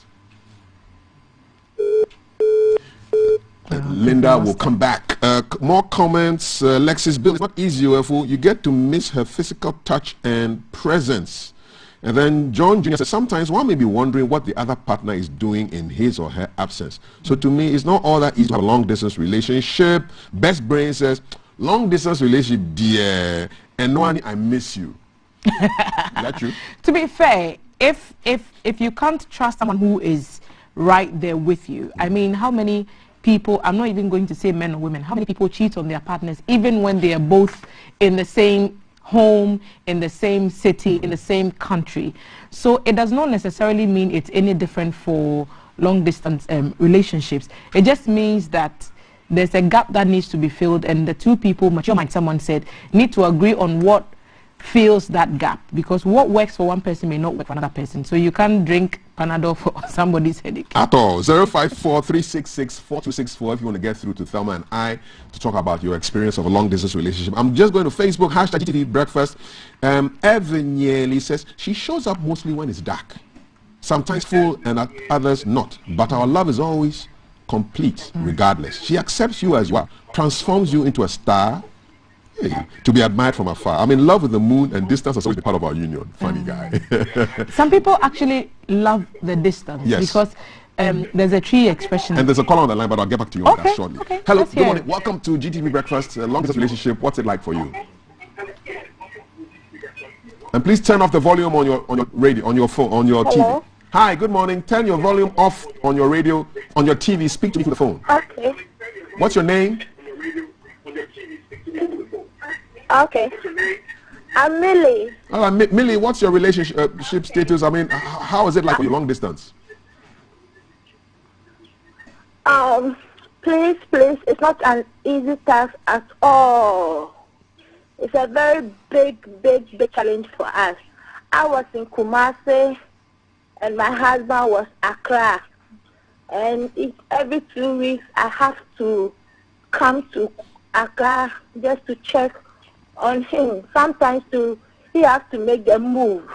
It's a very terrible one, and we are planning to at least one of us have to move to the other person so that we stay together. Who is going to move, you or him? And sometimes you don't know when you call him. It doesn't take the call. You'll be a little bit confused what is going on here and there. So I don't think it's all that good. Okay. As couples. Yes, it's not that good. Who will make the move? We are all just praying that one day what the things will work out for us so that we will stay together. All right, Millie. So who is likely to make the move? Will you go to him or will he come to you? Actually, I think I'll do the move. Okay. Yes. I want to move to Accra. I'm a teacher, he's also a teacher. Okay. So we are still working on it. All right. We wish you the best. Hashtag Lily. All right. Hashtag we move. Thank you. Yes, someone But don't try it. Don't try it. It's not easy. I've been in a long relationship for 3 years now, and it's not an easy thing. So you're advising me to try it? No, don't try it. I hear you. So those who are in it are saying don't even get involved. I take your advice. I won't try it. Thank you, Millie. Here is a comment. Alfred is watching us from Opa. He actually knows me from my local community where I live. And he said, long distance relationship is very dangerous, madam. Trust is very difficult to work. I'm a victim. Alfred, thank you for sending that message through to us. And a lot of people are saying it's not for everyone. Just like any other relationship, you just have to decide what works for you and what doesn't. And so before the Esitre band comes on, let me just say today marks your birthday, Kezia Mamle Pinto, and this is a birthday wish from your cousin Nana and the Pinto family. Another birthday wish, belated birthday wish from Mrs. Ekufu to Georgette Era Adoye, a student of St. Rose's SHS final year. So we've also had some birthdays in the newsroom lately. Sarah Fori, Wednesday was your birthday. Morina Prekudenti, yesterday was your birthday. Big shout out to all of us here on the yellow couch. We love you. Nice one. And we go to Linda to take us out of the phone lines. Linda, good morning. Welcome. Hello, Linda. Hello. Hi, Linda. Turn the volume off on your TV so you can talk to us through the phone. What's it like being in a long-distance relationship? Being in a distance relationship, I think it all matters about the trust. Okay. When you trust the person, there's no need for you to be insecure. And I've been dating my guy for more than, let me say, 6 years now. And we are in a long distance relationship. Where is he? Let me say he's at Kaswa and I'm at, let me say, Kaneshi also. Kaswa to Kaneshi. It's long distance. This one, church yourself. You're going through 2 regions. It's greater across the no, but church yes, so there's a distance between us. But let me say, I'm so young, so you know what I mean. Somebody said they even go to Ibri. Yeah, well, I hope it works out for you, and of course the trust must be there so that you maintain the relationship. It's working out. Okay. Now let me say, he's in his hometown, and I'm also here. Okay. But still, things are working out. It shall be well. It shall be well. Thank you very much. Hashtag Kaswa Kaneshi long distance, bringing the end to our conversation. Saying happy birthday in advance to Stephen Aponsa, our studio director, whose birthday it is tomorrow. God bless you, and keep it right here on GTV Breakfast. Before we go, our proverb for the day. Wisdom is like a baobab tree. No one individual can embrace it. It's a Ghanaian proverb, translatable in so many Ghanaian languages. Take us away. Interesting weekend ahead, and let me just say congratulations to all Ga people and people of Ga descent, especially Gamashi. Tomorrow is tomorrow. Please go out and celebrate, but stay safe out there. COVID is still very, very real. So big congratulations to my people. Say it in Ghana. Say it in Ghana. How do you say congratulations? Congratulations. Mimba nye de manye mi solia keshinyumo ahani no feno ni game wota wo ni ahye no koniga ehife bene yo bia na ni wo fen wo mi ahye wo ni wo twa anyo wo mi. As we are wrapping up, a Esitre band will take us away. We hope you enjoy your weekend. Thank God it's Friday, and we'll be back to do it all over again on Monday. Ni omanye ablau. Thank you very much. God bless. Hashtag GTV Breakfast. Bye. Follow us on all social media platforms. God bless. Have a great weekend. Esitre band, Dedo, take it away. Hot one, oh, hot one, hot one, hot one. Shogun, Esitre band.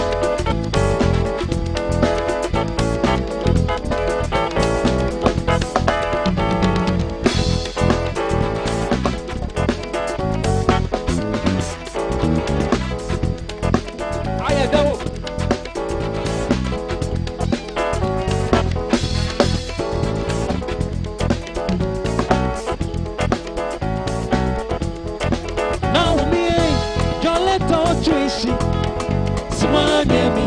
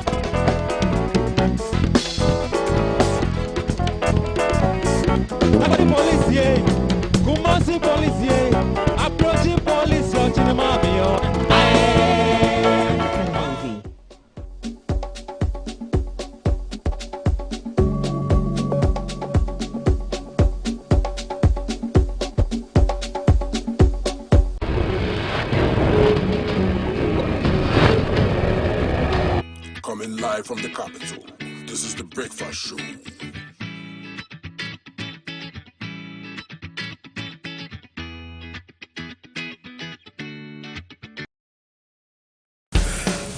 Are you ready?